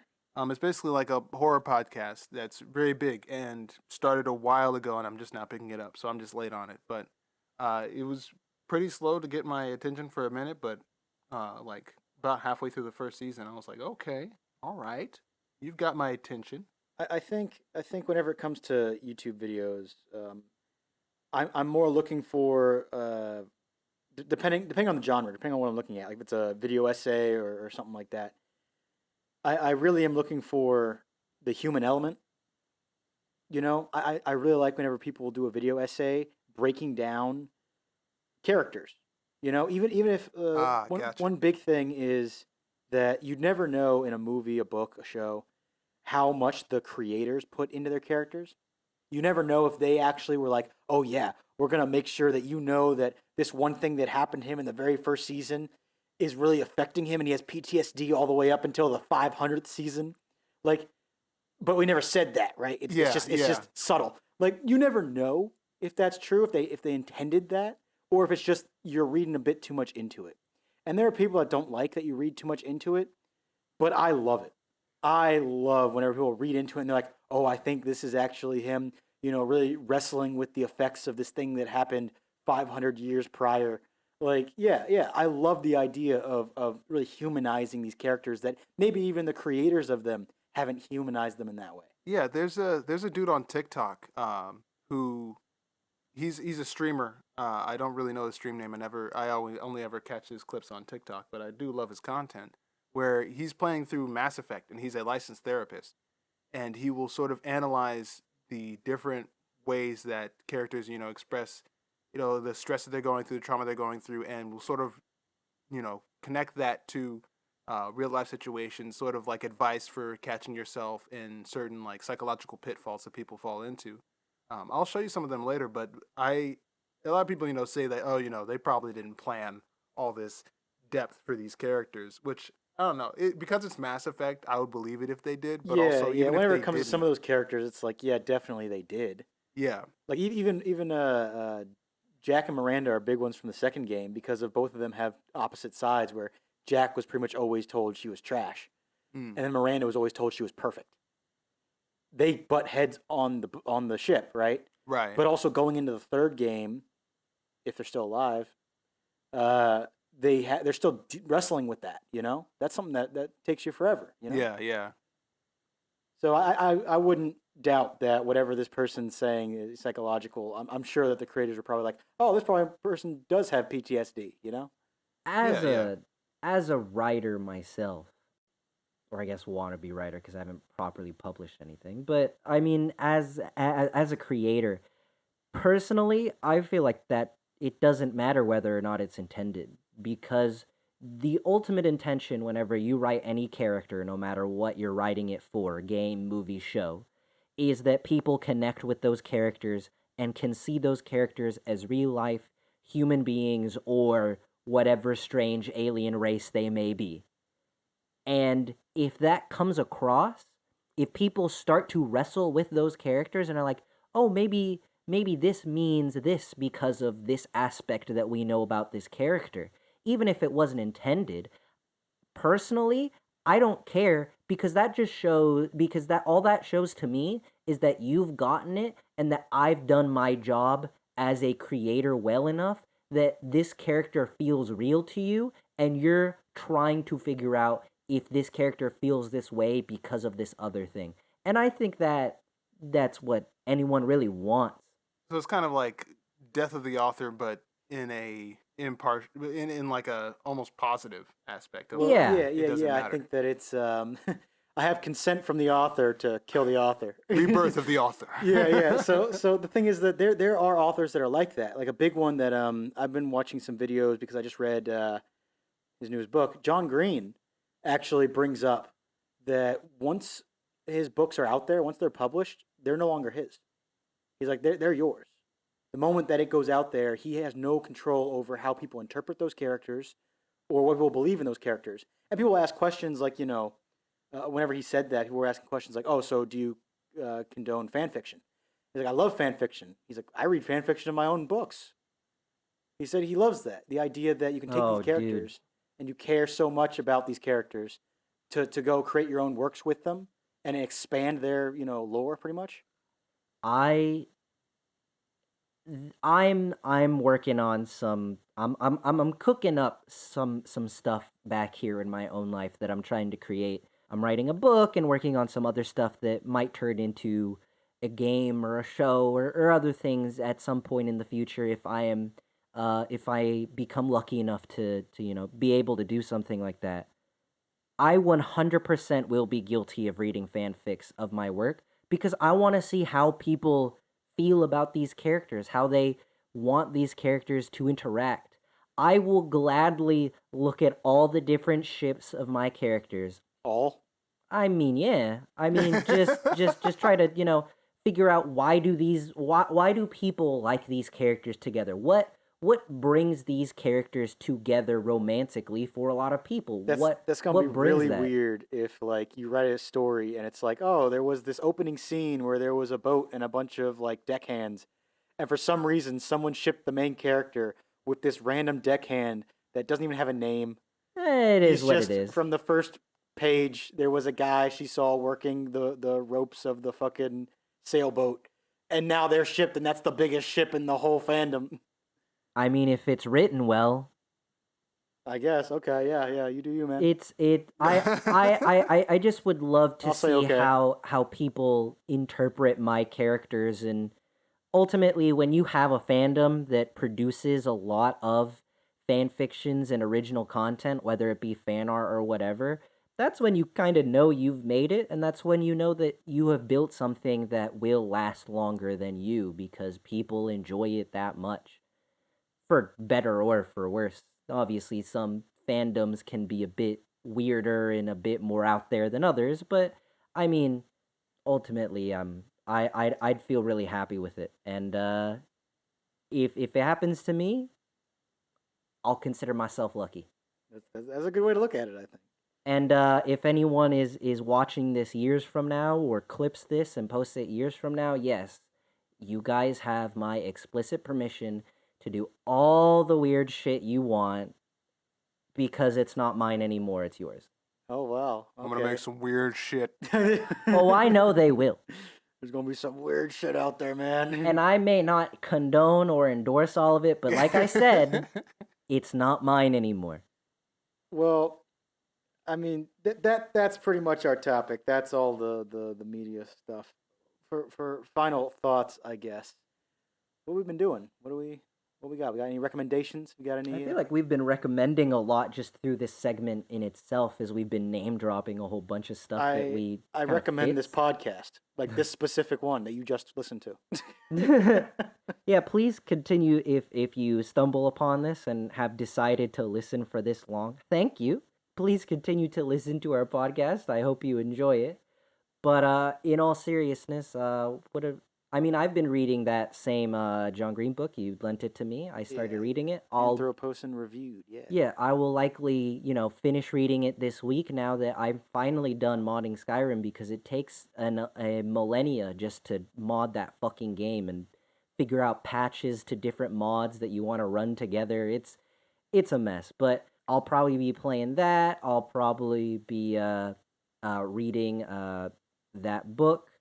I'd recommend it. It's really good. I have yet to finish it, but in just know it's not your normal, John Green book. It's not a romance novel with teenagers. It's, his thoughts on life in a series of essays and things like that.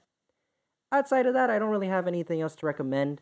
Uh, Things have been kind of dry in the sense of entertainment ever since like Loki ended and stuff like that. And the only thing that came out recently is the Jungle Cruise movie, which I have yet to watch and have no interest in. Yeah. So, I mean, I don't know, just everything we've mentioned in this episode, I'd Well, recommend just giving it a shot if it sounds up your alley. I'd recommend playing Ghost of Tsushima. Beautiful You, game, brilliant game. you are going to say Ghost of Tsushima in every single episode as a Just about recommendation. until the percentage of humans on the planet that have played it has reached 100. I That's will say never it. gonna happen. Secondly, I'd recommend No, you it read can happen.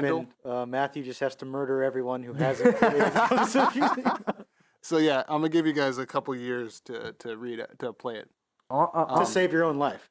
You should read Honestly, Grendel. though, if you're listening to this in early August of 2021, actually don't play Ghost of Tsushima. Wait until the director's cut comes out because it comes out in the later half of this month.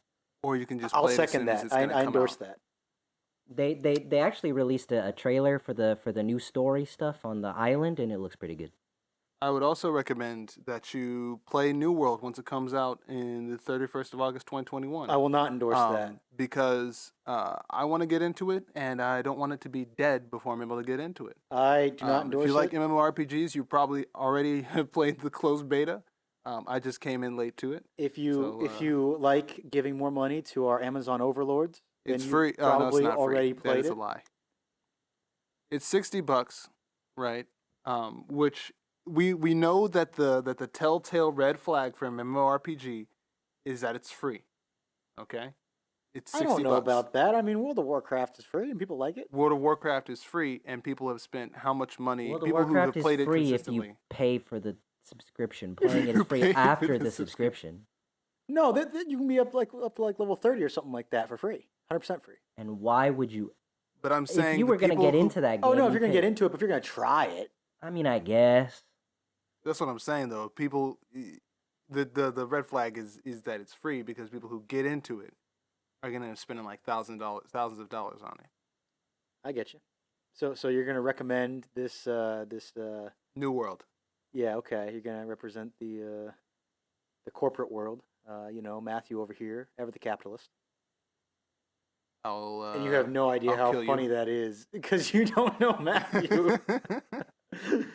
Oh man, I have been reading, like I said, Atlas Shrugged. That's not my Don't- recommendation. Okay, because I was about to come over there. I'm not a big fan of that book so far. I mean, I like what's going on. It's just like I said, a lot of words that don't need to be in between the stuff that's actually happening. Plus, you also just disagree with the mindset. I mean, yeah. Please say you disagree with the mindset. What was it? Stand back and stand down. Stand back and stand by. And stand by. Proud Boys. Yeah, right. No. I'm going to say I do not endorse objectivism as I currently understand it. However, that's why I'm reading the book. So I didn't really endorse. Just watch the Philosophy Tube video on it. There you Yeah, go. let me get secondhand It's- knowledge about it. We're all good. all of the world's information. I mean, that'd be third hand. You're getting second hand information right now. What are you talking about? I'm reading it from the person who created the belief. You're reading from the person who wrote down the belief. Oh my god. So I don't recommend the book unless you're looking for political philosophy, which I am. But what I do recommend, I don't know. What do I recommend? I recommend a nap. I really recommend a nap. Oh God, I'm gonna take up that recommendation here in a bit. That's cool. That's cool. You know, I'm already spreading that. That's gonna be a good recommendation. Everybody's gonna take up that one. I'm gonna make a trend. A napping trend. Are you? Yeah. Everyone listens to this podcast is now gonna take a nap. I guarantee it. Fair enough. I guarantee it. What Hey. are you about to do to these people? 100% of the people that watch this podcast or listen to it are going to take a nap. I'm going to ensure that. In the same way, Matt's going to ensure everyone that has played Ghost of Tsushima gets to live. That's how that's going to work out. I hate both of you so much. But anyway, thank you for joining us for the very first episode of the Media Buffering Podcast. Be sure to stay cool if you're warm. Stay warm if you're cool. God. What? And have a good rest of your week. Don't play it off as if you succeeded with that. No, I succeeded. No, you did not. All right. You guys have a good one. We'll see you guys. Bye.